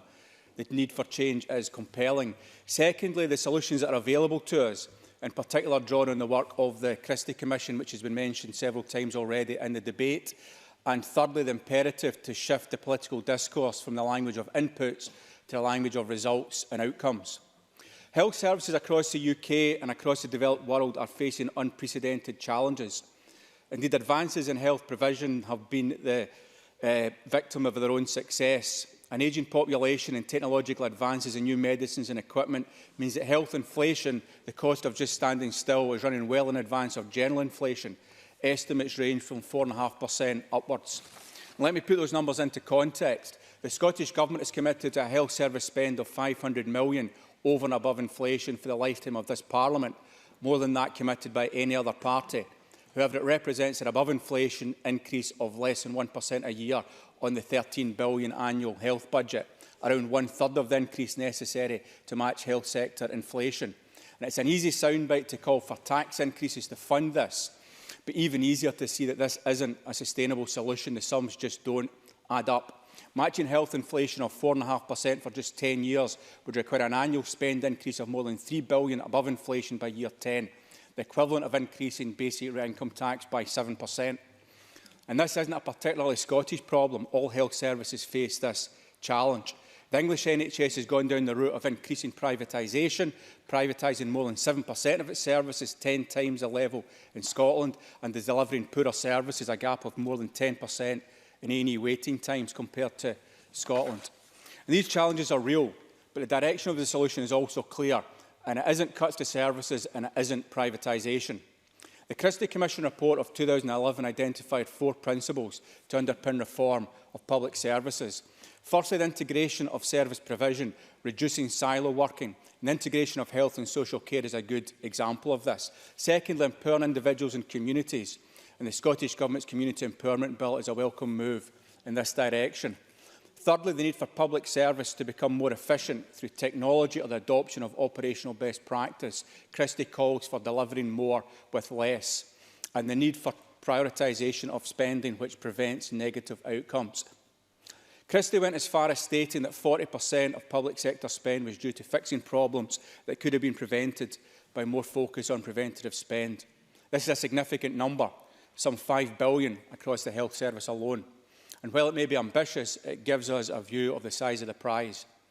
A country the size of Scotland is well placed to deliver on the Christie agenda, big enough to support a full range of specialist and high technology services, yet small enough to ensure rapid development of best practice. We must also recognise that technology is a double-edged sword. Better medicines and equipment cost, but they also enable efficient solutions in meeting the challenge, be that through the use of advanced communications, remote diagnosis, IT or advances in operational management processes. These must be embraced. It's also important to recognise that not all preventative spend actions are effective. A robust process for data-driven evaluation of preventative spend proposals is necessary, taking into account upfront spend and projected time-phased cost savings, calculated on a net present value basis. And I make no apologies for the use of accountancy language in this debate, because to be effective, the preventative agenda needs to be constantly evaluated in terms of return on investment. And here we encounter another problem. The data is not as good as it needs to be.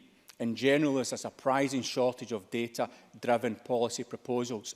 And I would take this opportunity to urge third sector organisations not just to produce policy wish lists, but to focus on generating fully costed preventative proposals which deliver measurable results. We should also recognise that while some preventative spend decisions cost money, others, often the most effective, consider smoking or drink driving legislation, are free.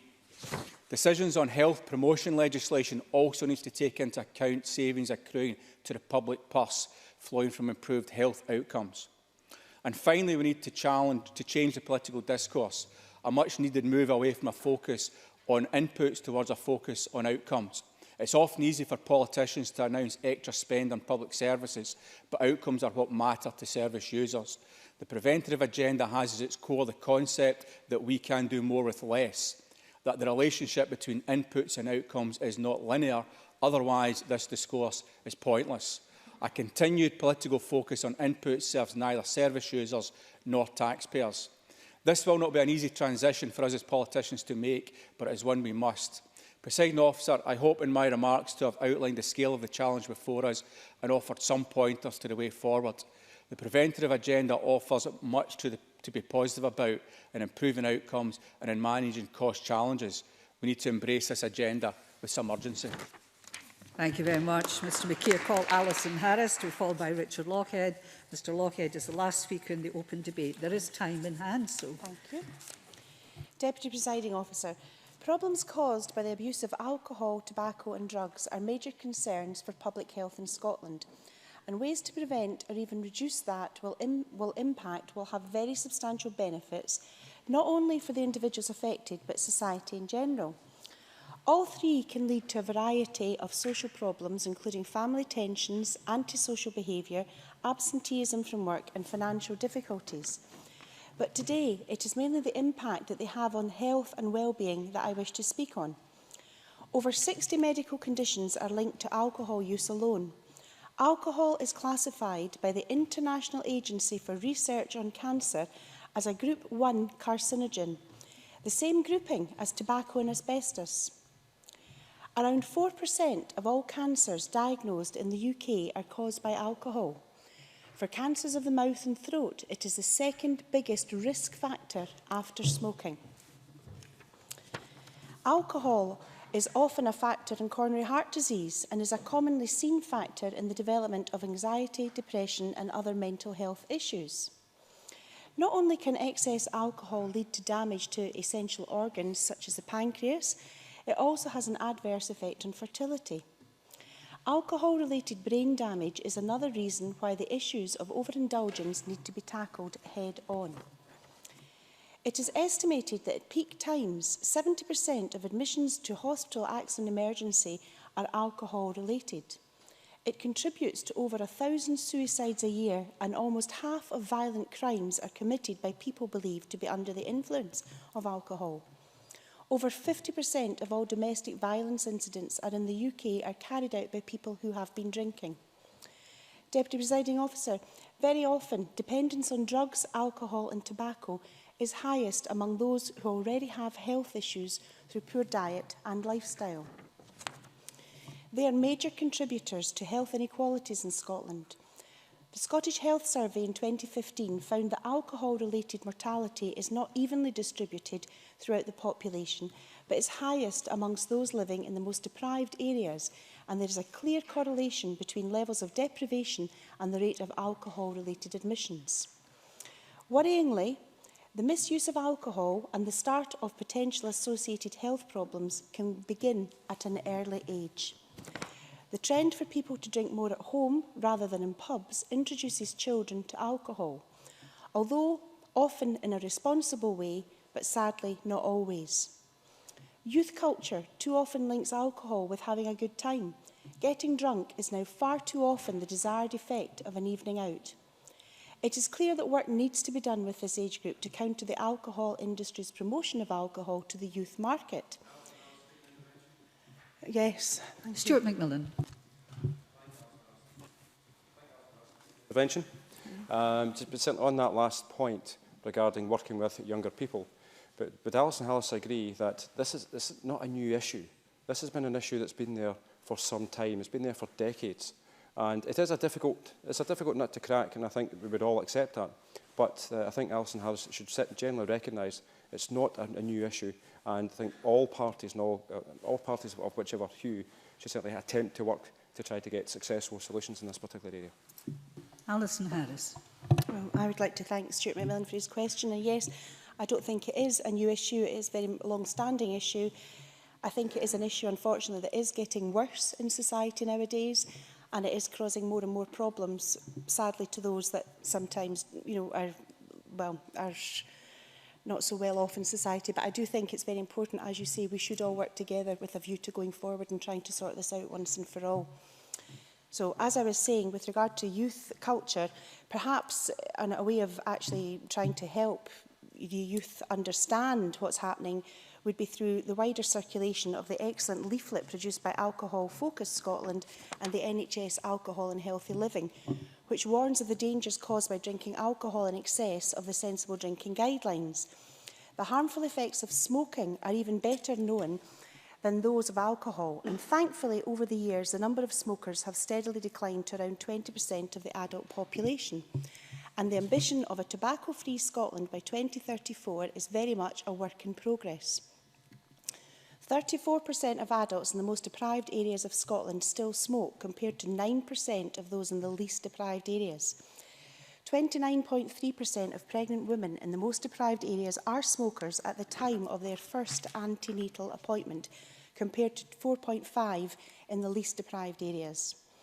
A child born in a more socially deprived area of Scotland is much more likely to be growing, or is thus much more likely to be growing up around smokers, and figures show that children born into a family that smoke are far more likely to become smokers themselves and so just repeat the cycle. A cycle that imposes on our poorest citizens the financial burden of smoking as well as the health issues.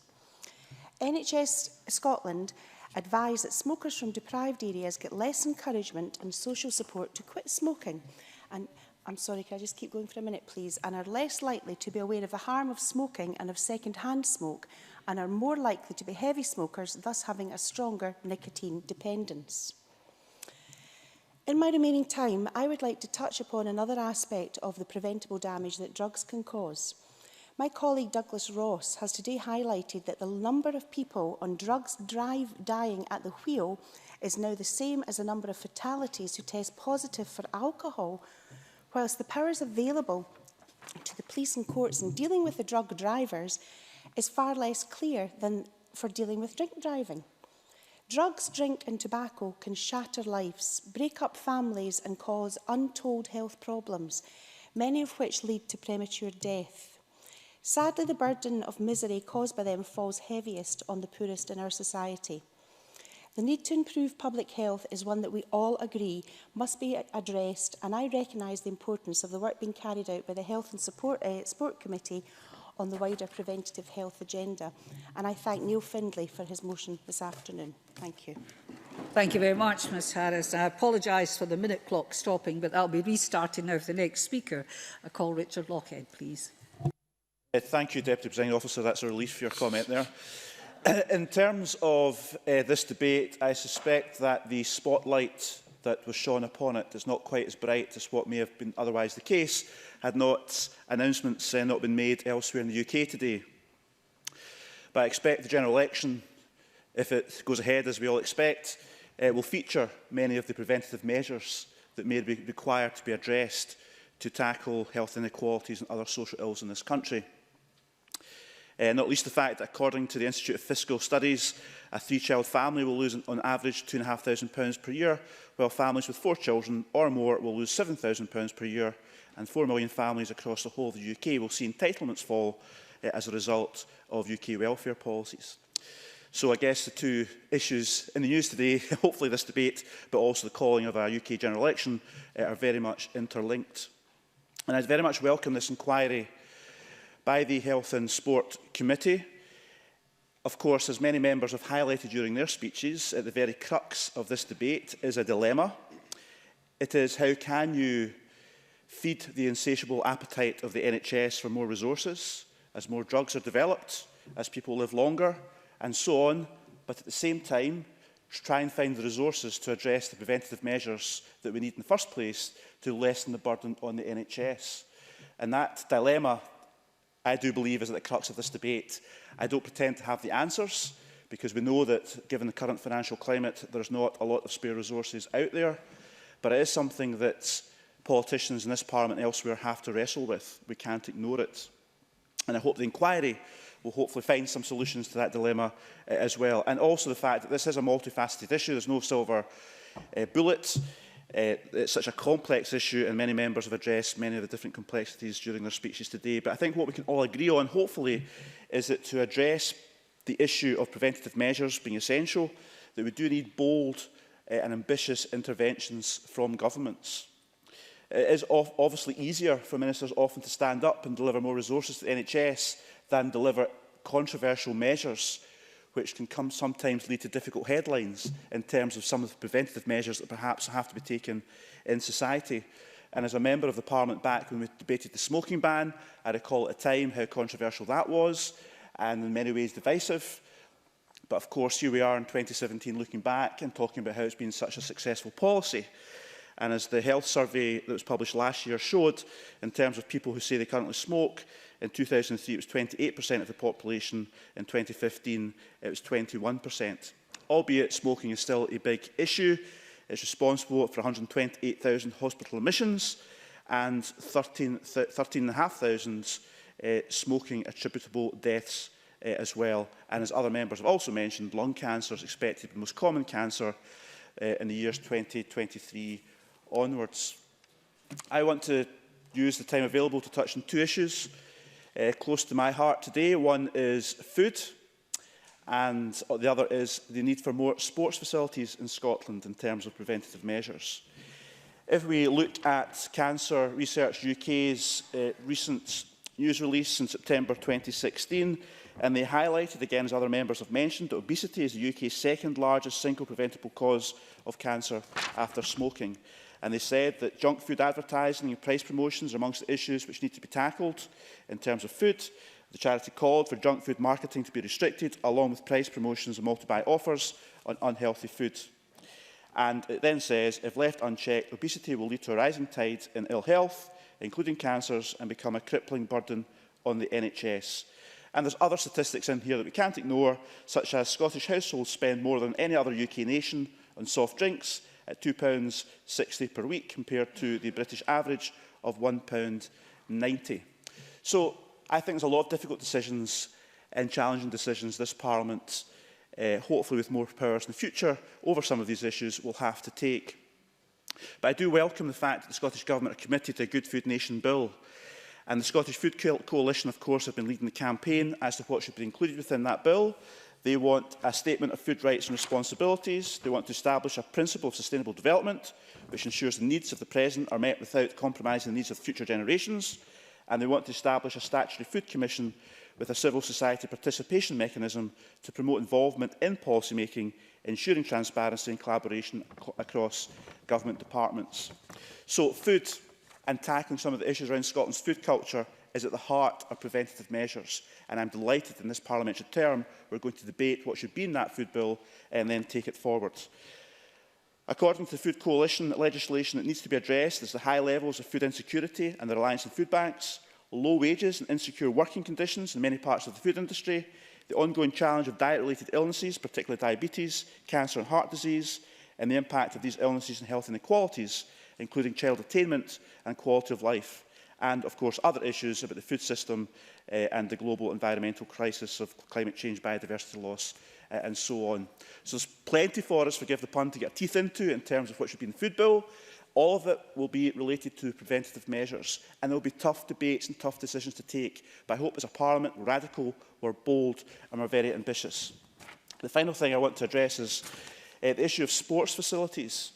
The health survey I referred to earlier on, published in 2015, the Scottish Health Survey said that just under two-thirds, 63% of adults in 2015, met the guideline for moderate or vigorous physical activity, a similar level to those seen since 2012.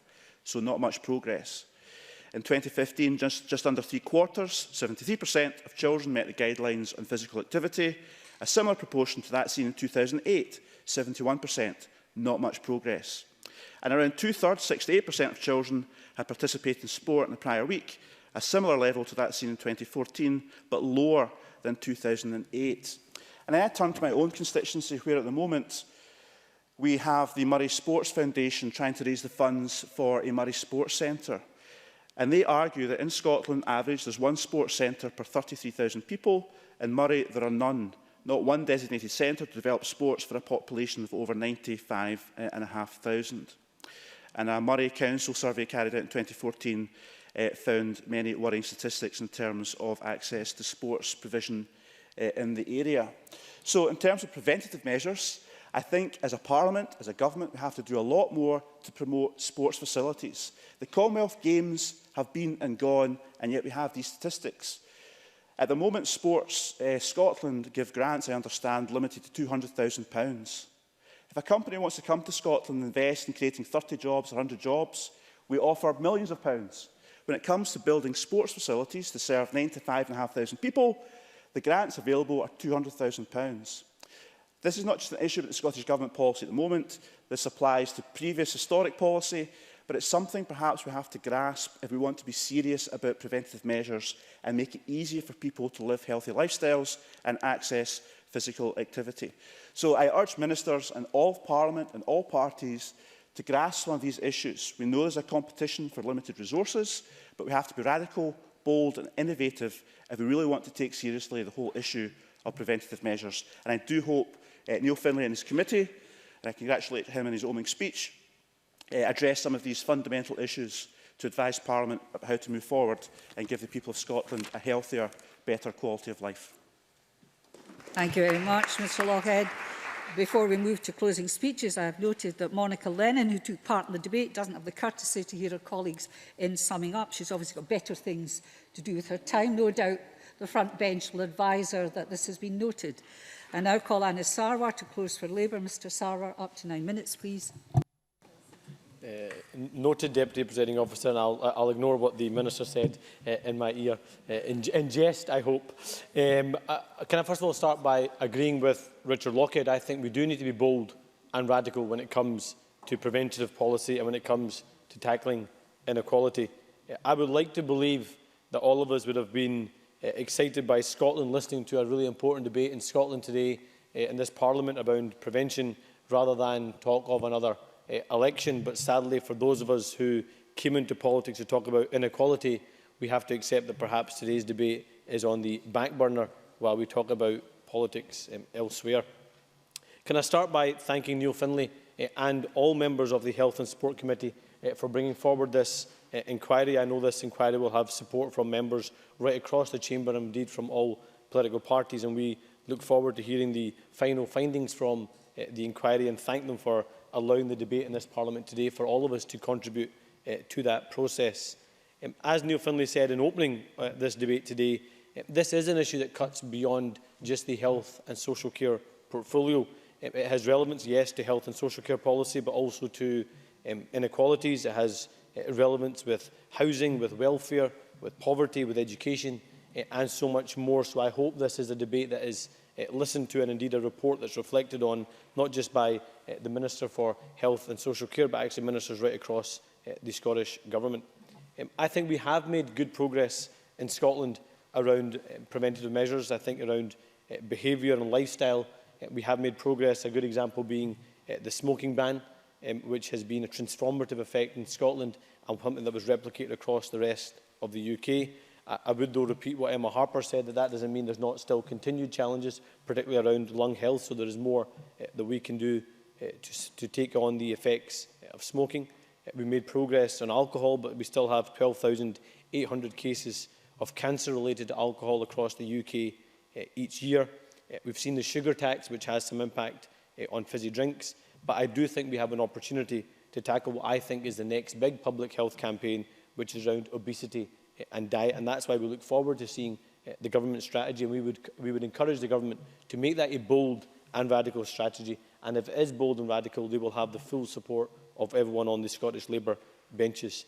And that obesity and diet strategy, as set out by Cancer Research UK, who have done so much work on this issue as well, needs to look at a number of areas. One around physical activity, which I know is of particular interest to other members in this chamber. But we also must look at price promotion, particularly on junk food. We must look at advertising, particularly on children's channels around junk food. We must look at portion sizes and also what more we can do about tackling high levels of sugar, not just in fizzy drinks, but actually in confectionery and other products too. I would note, though, Alec Cole-Hamilton's point around cuts to alcohol and drug partnerships, which I think is a concern, and I would ask the government to please reflect on that decision again. I mentioned inequalities, and I would say to members on the Conservative benches, to Donald Cameron, to Brian Whittle, to Jeremy Balfour and to Alison Harris, I agree with Donald Cameron when he said that we need to be honest, but as part of that honesty we also have to say that decisions that are made by government do impact on inequality and do have a negative impact on people's health as well, and I think they must reflect on that in terms of decisions made by a UK government, but also must say that members of the Scottish Government benches must also reflect on decisions that are made by the Scottish Government and how they impact on inequality and what impact that has on health. Because the reality is, in Scotland, health inequality is still on the rise. Income inequality has got bigger, not smaller, across Scotland and indeed across the UK. We do have tax powers in Scotland. We could choose to use those tax powers to have a more progressive taxation system, as was mentioned by Colin Smith, also by Alison Johnson, and touched upon by Marie Todd. We could use the levers that we have in this Parliament to actually tackle income inequality and help to drive resources towards the most deprived communities and help to lift inequality. We still have a postcode lottery in Scotland where your postcode determines not a child's life chances, but also a child's life expectancy as well. While that continues, that will continue to be a stain, I think, on our politics and our society, and we all must redouble our efforts to challenge the postcode lottery that exists. We've got to accept that child poverty, sadly, is also increasing. In Scotland, we have the powers in this Parliament, again, to tackle child poverty around education, around housing, around welfare, around health, around education, around the criminal justice system, and we should get on with using those powers so we can actually tackle child poverty here in Scotland. And I should also touch upon fuel poverty. Although we've come out of winter and we're heading into the summer, there's no doubt that the quality of housing and the high levels of fuel poverty that still exist also impact on health outcomes as well, as something that we have to really challenge. I want to repeat a point made by my colleague Monica Lennon, who I wish was in the chamber today, and also she's just come in. No doubt she's penning an apology to me. She has some apologising to do to the Deputy Presiding Officer. I'm sure she has heard that, and I'll pass that on for you again, Deputy Presiding Officer. But as Monica Lennon mentioned, as also did Alec Cole-Hamilton, the importance of mental health when it comes to inequality and prevention is so important. We have a generational opportunity. A generation ago, we didn't talk about mental health in parliaments. It wasn't even recognised as being equal to physical health. We are now changing that, but we still have work to do. So we should use the opportunity of being able to make a generational shift around putting school counsellors into our schools to make sure that we're supporting children who may later on in their life go on to have mental health issues. Quite often children have mental health issues at the most important times of their schooling time, when they're going into exams, and that issue with their mental health can impact their access to college, their access to university, and indeed the access to the job market for the rest of their adult lives. So what we can do around mental health, I think, is an important issue. I want to just touch on two final issues, which is around budget structures and then around workforce. I think we all have the right intention in terms of challenging prevention, but we have to recognise that decisions that are made in here, but also decisions that are having to be made by health boards and integrated joint boards, can have a negative impact on patient care, on services, and indeed on the pressures that we see on staff. Ivan McKee touched upon health board budgets in his contribution, and the reality is the £1 billion of cuts that health boards will have to make over the next 4 years will directly impact on services, will directly impact on staff, and will directly impact on patient care and undermine the preventative agenda that we all, I hope, are signed up to. As the RCN's briefing that was sent to us all for this debate also pointed out, the pressures that are on integrated joint boards has meant that they are using resources to cover other areas when indeed there are issues around recruiting community nurses who in many times actually lead the preventative work. So how we actually have the operation of the health boards, but also the IGBs, and how they choose to use their budgets will again have a direct impact on how our healthcare professionals actually deliver prevention on the ground. A specific issue in terms of Glasgow was mentioned by Colin Smith in his contribution around welfare advice and benefits advice. We have a direct issue in Glasgow where £600,000 has been cut by the Scottish Government for benefits support advice in the city of Glasgow, which again I think has a negative impact on income equality and then leads on to other health issues as well. And I would ask the Government again to please consider that impact on the city of Glasgow. And on community care, there is no doubt that the GP practice and community care is the entry point for the majority of people into our NHS.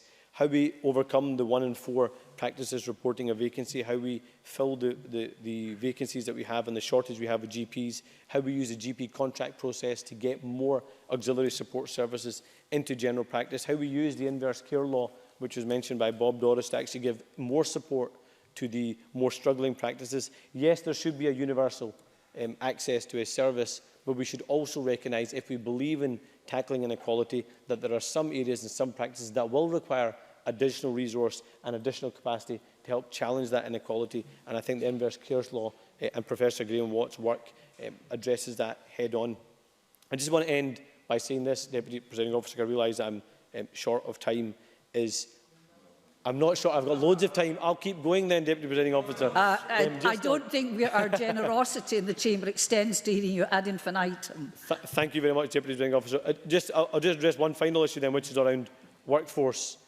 Again, the RCN and indeed other trade bodies and trade union bodies for the NHS workforce are addressing the fact that we don't have enough staff for them to do their jobs properly. 1 in 3 NHS staff saying there's not enough of them to do their jobs properly. 9 out of 10 nurses saying that their work has increased in terms of the pressures that they face. And again, the vacancy rates that have seen 2,500 nursing vacancies across the UK, 300% increase in long-term vacancies in our NHS. That all has a direct impact on the ability of existing staff to actually have the time to care for their patients. And I think we have to get a grip of the workforce crisis, because that, again, has a direct impact on how we can deliver prevention on the ground. So in closing, I would hope we all have the right intention to close inequality and promote prevention right across this chamber. But we must recognise that we have a duty, we have the powers in this Parliament, we have the duties in this Parliament to actually deliver on closing inequality and actually making that the difference. I think that should be the mission of this Parliament, is tackling inequality head on, whether that be wealth inequality, income inequality, child poverty, health inequality, because only by that collective working and using the powers of this place can we actually make sure that every child, no matter where they are born, no matter their social status, no matter their gender, is able to maximise their life opportunities and maximise their life chances. Thank you. Thank you, Mr Sarwar. I had no doubt you could use the extra time. Can I call now Miles Briggs, please, close to the Conservatives? I'll be equally generous with you, Mr Briggs. Thank you very much. That's a challenge in the light of Mr Sarwar.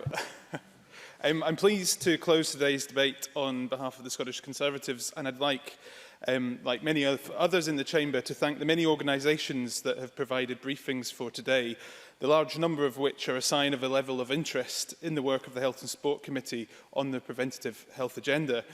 There have been some very good speeches from across the Chamber and consensus in a number of key areas and on key issues. As my colleagues have set out already in their contributions, the Scottish Conservatives are supportive of the principle of preventative spending and early interventions that can prevent negative health outcomes later in life. These investments in tackling the causes of ill health have the potential to save significant amounts of public spending over the long term and help reduce health inequalities. None of us in this chamber want to see our country continue to have such a bad reputation with health, having the widest mortality inequalities in Western Europe. Suicide is 3 times more likely amongst the poorest Scots.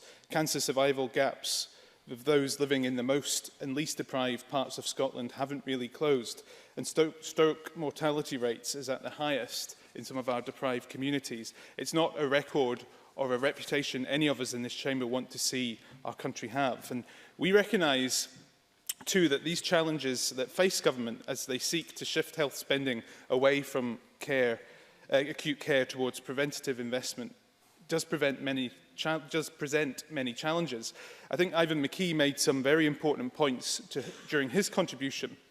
While preventative spending should in time help reduce the demand for acute services, there will clearly have to be a crossover period where full spending is required on both preventative and acute services, and that is a challenge for all politicians in this chamber. I agree with RCN Scotland, who have said we need to have a more informed public debate around the fact that spending on preventative health may mean redistribution, service redesign and investment in the benefits of primary prevention, which may take many years to actually come to fruition and show that these decisions taken actually can make a huge difference. My colleague Brian Whittle talked about diet and physical activity, and I want to back up the points he said on this. As a convener of the Parliament's cross-party group, or co-convener of the Parliament's cross-party group on cancer, I'm very much aware that more than 40% of cancer diagnosed are attributed to lifestyle environmental factors, a point made by Cancer Research UK's excellent briefing ahead of today's debate. As Donald Cameron said earlier, the cost of obesity in Scotland, the single biggest preventable cause of cancer after smoking, has now been estimated to add up to over £600 million a year, with wider economic costs of more than £4.5 billion a year. One point which has been raised by a number of speakers today is a need for cross-portfolio working. And I think it's time that we as a Parliament also reflect on this and how we can improve the workings both of Parliament and the development of policy on a cross-portfolio and cross-committee basis. I still, as a relatively new MSP, don't see how we can influence the work of each other's committees good enough to be able to make that difference when it comes to policy development. And I think that's something, as we look towards reforms of this Parliament, I hope we will see taken forward. A focus on promoting exercise and a healthy, balanced diet which avoid excessive calorie consumption is vital. And perhaps the best example I've seen of an organisation outside of this Parliament working on a cross-portfolio way is Jog Scotland. Jog Scotland has a major success story to tell, involving almost 40,000 Scots in hundreds of local groups across our country. And I share the concerns of many constituents who've contacted me about the Scottish Government's regrettable decision to stop funding this programme. I'm pleased to say that SAMH and Athletics Scotland have stepped into the void here to help secure the future for Jog Scotland, recognising the links between good mental and physical health. But it seems very wrong that a government that is reviewing the effectiveness of this policy, that says that it wants to boost physical activity in the population, looks to remove the support for a scheme that has successfully encouraged a cohort of inactive people to actually become active. Yes, certainly. Minister. I don't know whether the member didn't see the £2 million that we announced to go to our governing bodies, which will of course benefit Scottish athletics. But I wonder if he would join us and across the UK government to work out how they improve the way in which national lottery monies can be improved, so that sport doesn't have to feel the pinch on that and the management of the national lottery from the UK government. Well, as is always in the case of this government, the devil is always in the detail. So I'm delighted if the Minister would like to have another intervention to confirm if any of that money is for Jog Scotland. Minister. We've given money to Sport Scotland for the governing bodies to make sure that they can continue with the programmes that are increasing participation, which will include, of course, looking at Jog Scotland. Mr Briggs. There's two words missing from that. I think it was Jog Scotland, but maybe the Minister would look to write to all of us to actually outline whether or not this is filling the cuts which the government put in place to Jog Scotland's funding. Anyway, I'd like to make some progress on this. It's also helped, the work of Jog Scotland's also helped to reduce health inequalities by encouraging more women to participate in physical activity. Other colleagues, including Alex Cole-Hamilton and Alison Harris, have talked about their real concerns about the reductions in funding on both alcohol and drug partnerships. And I agree that the government needs to also look at this area. For too long, I think drug and alcohol partnerships have been the Cinderella service. And I have my own real concerns in Edinburgh at how we are developing our drug and alcohol partnerships, where they will actually be placed within the health service, as in some cases, even they don't know where in the future they will be. And that's something they need to plan for better services, certainly needs to be addressed as soon as possible. I wanted to use the time I had today to talk about preventative health in terms of mental health. And I've emphasised before in this chamber the importance of building resilience in our young people and the vital role that youth organisations like to... if I've got extra time... Yep, thanks. Marie Todd. Thank you for taking the intervention.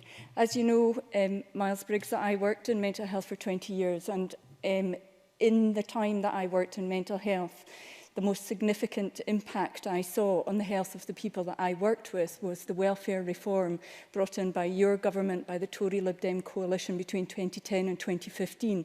I saw people made significantly insecure in their situation, tipped into poverty and frankly made sick by the treatment of the government. Will you be addressing that when you're talking about mental health? Mr Briggs. In terms of the powers which we have coming to this Parliament, I don't know from anything which I've heard from Mary Todd here on the Health Committee what plans her government are bringing forward in this area. There doesn't seem to be any thought going on in this area at all. But as I was saying, I've emphasised before the importance of building resilience in our young people and the vital role that youth organisations like Scouts and Guides play in helping our young people to develop the life skills that can prepare them for difficulties later in life. Support for youth organisations is essential, and we want to ensure that every school pupil has access to these groups and all parents are provided with a list of these local groups in their area. Early intervention in terms of providing swift access to support, counselling, psychological and talking therapies for people with minor health mental health problems is essential too if we are to stop less serious conditions developing into more severe ones. That is why I have consistently been calling for more action to reduce waiting times for psychological therapy treatments, something that remains a big concern for many constituents I represent trying to access these services in NHS Lothian. And I think looking back on 10 years of an SNP government, Marie Todd would maybe like to consider, why is it that my constituents here in Lothian take 2 years in some cases to be seen by a specialist, and for children up to a year? That is this government's record, and something which I think they should start to look at in more detail. To conclude, Deputy Presiding Officer, today's debate is welcome and has been largely constructive. The challenge will be to take forward the consensus, which I do actually think does exist around preventative health policy, and to see the goodwill implemented in practice through policies that cut across government departments at all levels. As the BMA has rightly said ahead of this debate, public health interventions are more likely to have an impact when they are long-term and substantive. I urge Scottish Government ministers to work closely with the Health and Sport Committee as we continue our inquiry into preventative health, and to listen to our committee's findings as the Government and Parliament take forward policy developments in this area. Thank you. Colleague Aileen Campbell to close for the Government. Minister, up to 11 minutes, please, if you wish. Oh, gosh, right. Thank you very much, Presiding Officer. That didn't sound as if you were very keen. I'm sure you are. Oh, I'm delighted. I'm delighted. Thank you very much for the additional time. I commend, like others, the Health and Sport Committee for today's debate, and I welcome what has been a very mature and considered range of contributions from members across the political divide as we all seek to create the fairer and healthier country that we seek. A tone very much set, I think, by the convener of the committee, and while I know he and the committee will seek to scrutinise government as he is right to do, I look forward sincerely to the committee's report and working with the committee as they prepare their recommendations and findings. Now, we all understand the challenges that Scotland faces. Many members have articulated them today. We have an ageing population, a country that continues to have an unhealthy relationship with alcohol, a population where it is now more common to be overweight than not, and a country that needs to increase its activity levels. And what exacerbates and magnifies all of these are deep, unfair and persistent inequalities that are driven in part by the harsh consequences of austerity and welfare reforms. And where there is challenge, we must seek opportunity, because we have enormous potential to transform Scotland's health and well-being, and there have been improvements. October's Scottish Schools Adolescent Lifestyle and Substance Use Survey showed that smoking, drinking, alcohol and drug use among young people are now amongst the lowest level recorded. I hope that gives some comfort to Anne, who made some contributions around the young people in her remarks. But we know that the pace of improvement is simply not quick enough, and in times of a challenging fiscal climate, the ability to simply plough more resource to fund increasing demand is not an option. Or, as Donald Cameron put it, we perhaps need to challenge established orthodoxies and be frank and candid about how we marshal our public finances. Because the challenge of what the late Campbell Christie wrote in his report is still relevant now. We need to not only reform our services to cope with the fiscal climate, but also reform services so that they improve the quality of public services to better meet the needs of the people and the communities that they seek to support. We need to prioritise prevention, reduce duplication, and we must empower individuals and communities, trusting our communities to find their own solutions and just not be those passive recipients, very much in line with what the previous CMO articulated, Harry Burns, and certainly very much in line with the current CMO's realistic medicine agenda. And we must also, again, tackle those established orthodoxies, as Neil Findlay, Bob Doris, Alison Johnson and Ivan McKee properly outlined, by ensuring that the preventative health is not seen solely as the preserve of the NHS. This is about housing, it's about education, it's about justice, it's about environment, and it's about transport, and a whole host of other disciplines, professions and portfolios. It requires us to work together, and in a country of just 5 million, there is no excuse not to do so. Bob Doris, though, on a very local level, spoke with clear examples of how working together at that local level can also make real and transformative and tangible differences. It also, I think, requires us to be bold and innovative. Because when we do all of those things, the progress and the improvement is tangible. And with regards to alcohol and tobacco, Scotland has frequently led the way. This Parliament passed legislation that would allow for minimum unit pricing for alcohol. The Scottish courts have found that lawful, and it is with some regret that we must now go to the Supreme Court on a matter that would save lives. In the last 3 years, we could have seen over 200 fewer deaths and over 4,500 fewer hospital admissions. And I'll certainly be taking forward a refresh of our alcohol strategy, and we'll be looking forward to the outcome from the Supreme Court. Similarly, our efforts on smoking have been bold, and remarkable progress across different administrations has been made, illustrating again that when we take an ambitious Scottish approach, we can bring improvement. Moreover, our cancer screening programmes are among the best in the world. These programmes play an important role in prevention by detecting cancers at their earliest stages. And under our £100 million cancer strategy, we are investing up to £5 million to reduce inequalities and improve uptake, particularly amongst those less likely to participate in screening. And the important point others have made about obesity and cancer are well made, and again will be very much in my mind as I bring forward our obesity strategy.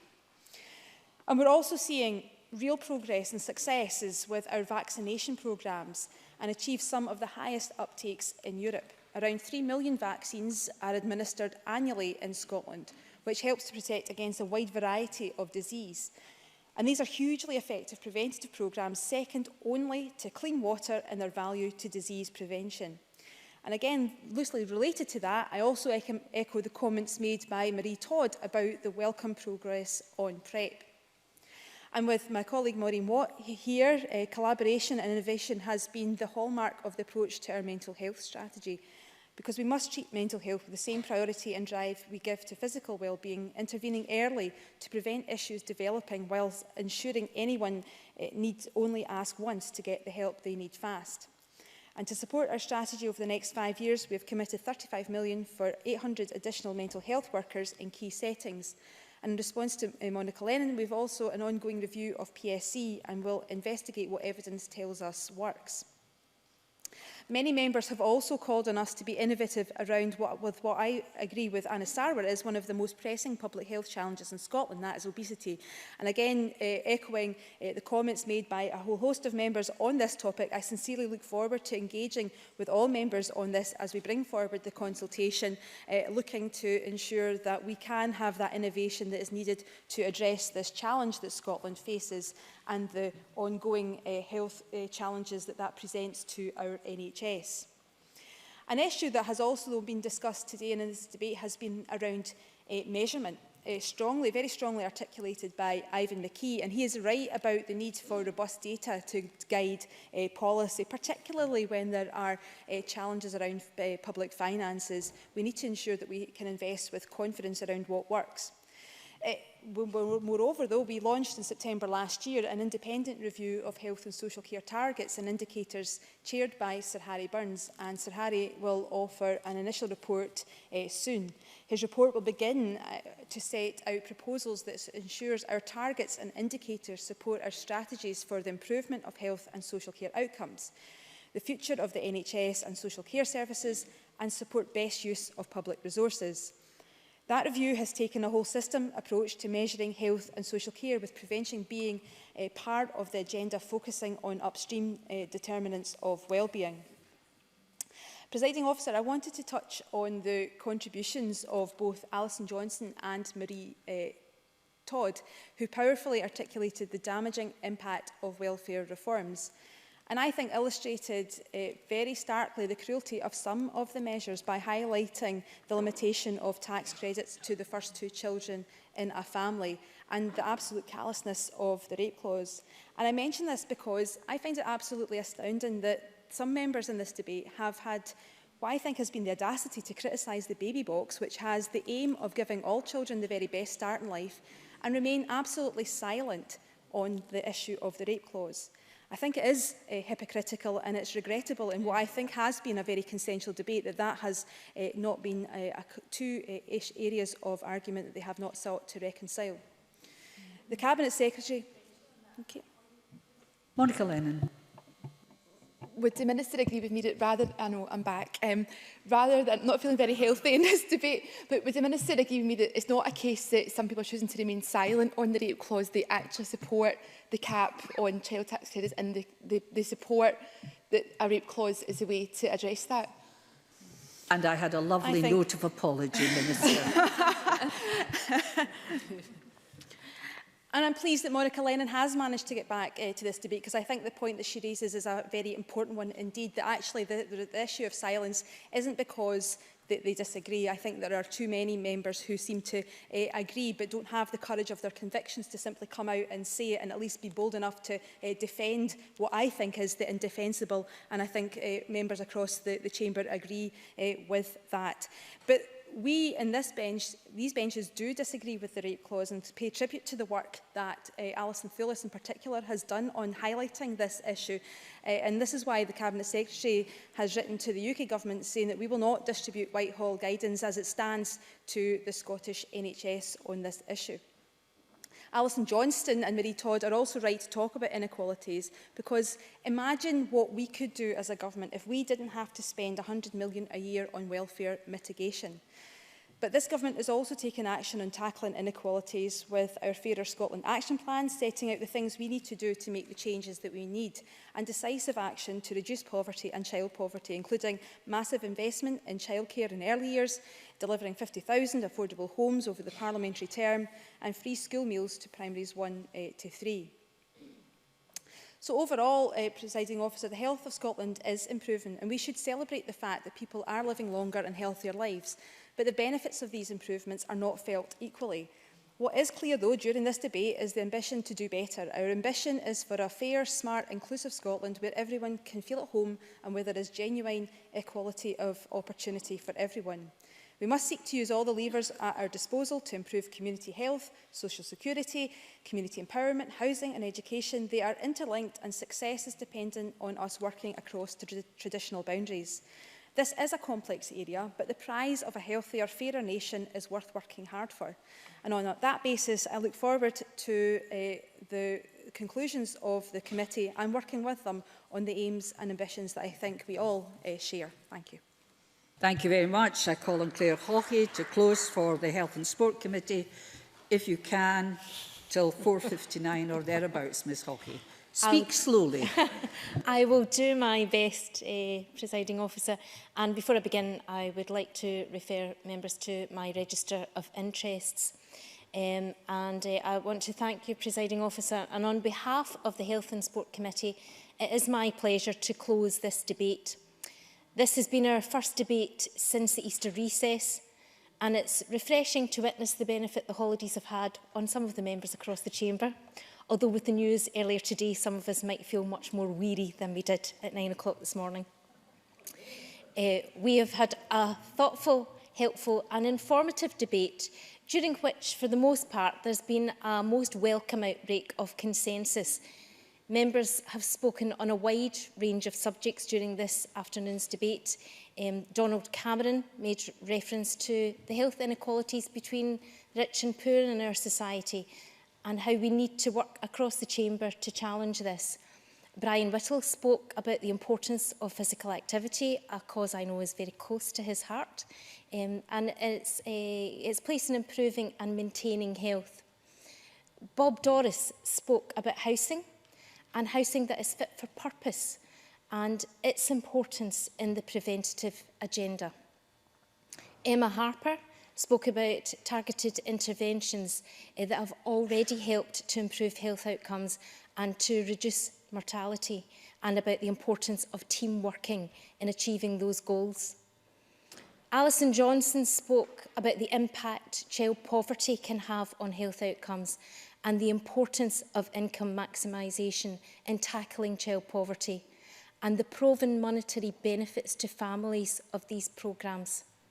And she also spoke of the shameful two-child policy and the appalling impact this will have on children and on the income of some of our poorest and most vulnerable families. Marie Todd spoke about reactive versus preventative spend, in particular in relation to pharmacy and the prescription of medications, and the importance of education about the appropriate use of medications, and also about the impact of welfare cuts on families and how this in turn can impact on health outcomes. Jeremy Balfour urged investing more in the young and particularly in the 0 to 3-year-olds. Alex Cole-Hamilton spoke about the importance of treating both mind and body. And Ivan McKee spoke about the need for change in health service delivery, and he also spoke about the need for a results and outcome focus in the preventative agenda. Alison Harris spoke about drugs, alcohol and tobacco, and they're causing premature deaths, particularly in lower income families. And Richard Lockhead spoke of the importance of food and good quality food and of sporting facilities in preventing ill health. Yes, I will. Miles Briggs. Very grateful for the member for taking that intervention. I listened to what the Minister had to say in her closing remarks, and she didn't actually talk about sport at all in how we actually try to address preventative health. Given the fact that funding for sports development in Scotland is likely to be cut by a fifth, which will see 2 million less for schools and PE and 1.5 million less for sports hubs, how does she think that will impact on actually trying to narrow the inequalities we see in sport across our country? Claire Hawkey. Thank you, Presiding Officer. Well, I'm not the Minister, so I can't answer for the Minister. I'm here on behalf of the committee, as you know, Miles Briggs. And when the committee asked for this debate to inform our work, we did so in the knowledge, as the convener Neil Finlay said in opening this debate, that it's a cross-cutting subject and it doesn't lie with a single committee, minister or department. The need for a preventative approach has been acknowledged from all sides of this chamber in this debate. And one key aspect of the need for a preventative approach lies in the persistence of significant inequalities in our country, the stubborn fact that a substantial proportion of the people in Scotland do not share fairly in the wealth and success of the country. People experiencing high levels of multiple deprivations experience a number of negative outcomes that are inextricably linked. They frequently live in families and communities where poor outcomes are mutually reinforcing, reflecting the significant spatial dimension to inequalities. Not my words, Presiding Officer, but those of the Christie Commission in their seminal report, the Commission referred to by the Cabinet Secretary in her speech. That led to a clear conclusion that it is imperative that public services adopt a much more preventative approach. Hence the Health and Sport Inquiry. And we want to ascertain how much our health and sport services have moved into the preventative agenda in the last 6 years, what works and how it can be measured and, crucially, rolled out. But again, I remind members this is a cross-cutting issue which involves every committee. In health and sport, we scrutinise every activity and expenditure for the impact it has on health inequalities. We agreed as a committee to do that at our first meeting, and it stands up front in our strategic plan. As members will know, I was and still am a mental health nurse, and naturally I retain a keen interest in that area. Mental health was raised in numerous submissions to the committee, as it was today by Monica Lennon and by Alex Cole-Hamilton and by others. Many observed it is frequently associated with health-harming behaviours and long-term conditions. And they suggested that by tackling mental health issues early, in or before adolescence, when they often first emerge, prevention of health-harming behaviours is possible, as well as providing a degree of resilience in coping with other long-term health conditions. I'm therefore pleased the new mental health strategy provides a renewed focus on mental health. The delivery of the strategy into practice is something the committee will be watching closely, and not only for what it promises in preventative terms. We need to remember that many of the issues that cause poor mental health are to do with other social factors: income, housing, and the environment people live in. Only through a range of approaches across portfolios can such factors be addressed. There are a number of support programmes being tried across the country, and in the committee's work to date, we've heard good reports from the Link Worker programme. We've heard about initial successes in the deep end practices, and we're keen for the government rollout of Link Workers to be completed as soon as possible. We heard last month from Midlothian Integrated Joint Board about a similar type of support scheme, a wellbeing service which has been rolled out to 8 GP practices. It sounds simple. It's about skilled workers working with individuals who are referred by their GP because they have underlying issues. It's about focusing on the outcomes the individual wants and helping them to make connections and use a range of different supports that enables them to take control of their lives. And we're told the initial evaluation results are looking positive.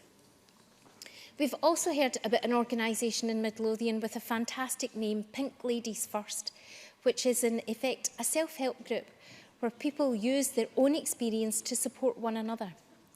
In a similar supporting vein, I have previously mentioned in this chamber Family Nurse Partnerships as a preventative programme for vulnerable first-time mothers until their child reaches the age of 2. This is another good example of spend intended to be preventative, which is being piloted, evaluated and is being rolled out across the country with the aim of improving pregnancy and early year outcomes. We've heard today calls for regulation.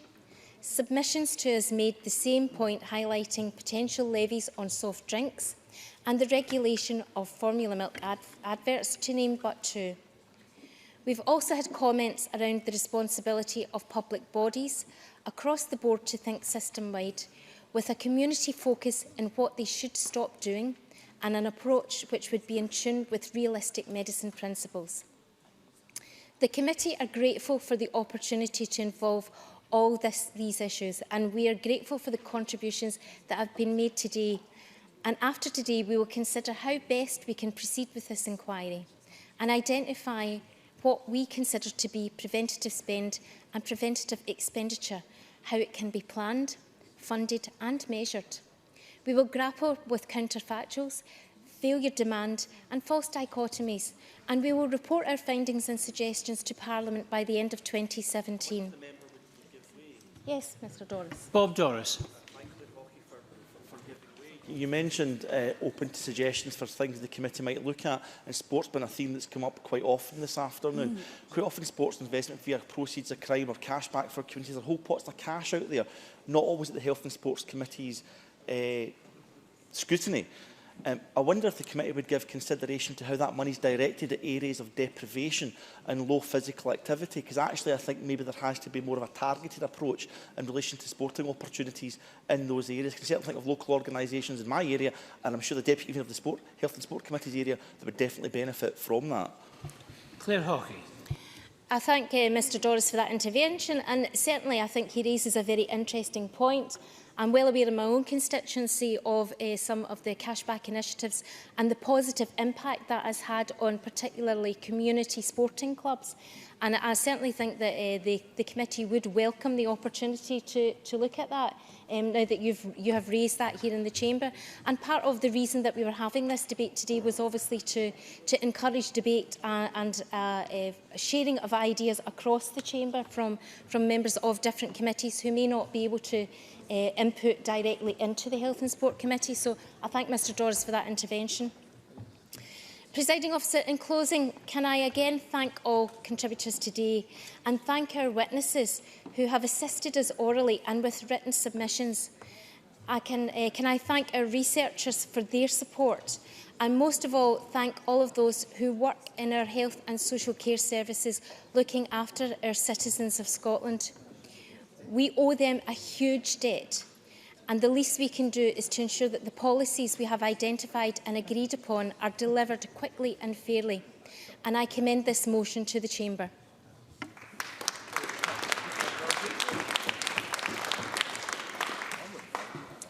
Thank you. That concludes the debate on the Health and Sport Committee's inquiry into the preventative health agenda. It's now time to move on to the next item of business. And the next item of business is consideration of Business Motion 5181 in the name of Joe Fitzpatrick on behalf of the Parliamentary Bureau setting out a revised business programme. I would ask any member who wishes to speak against the motion to press their request to speak button now. And I call on Joe Fitzpatrick to move motion 5181. Formally moved. Thank you. And no member has asked to speak against the motion. Therefore, the question is that motion number 5181 in the name of Joe Fitzpatrick be agreed. Are we all agreed? Yes. We are all agreed. And there's a single question today, but we'll just wait for a few seconds to come to decision time.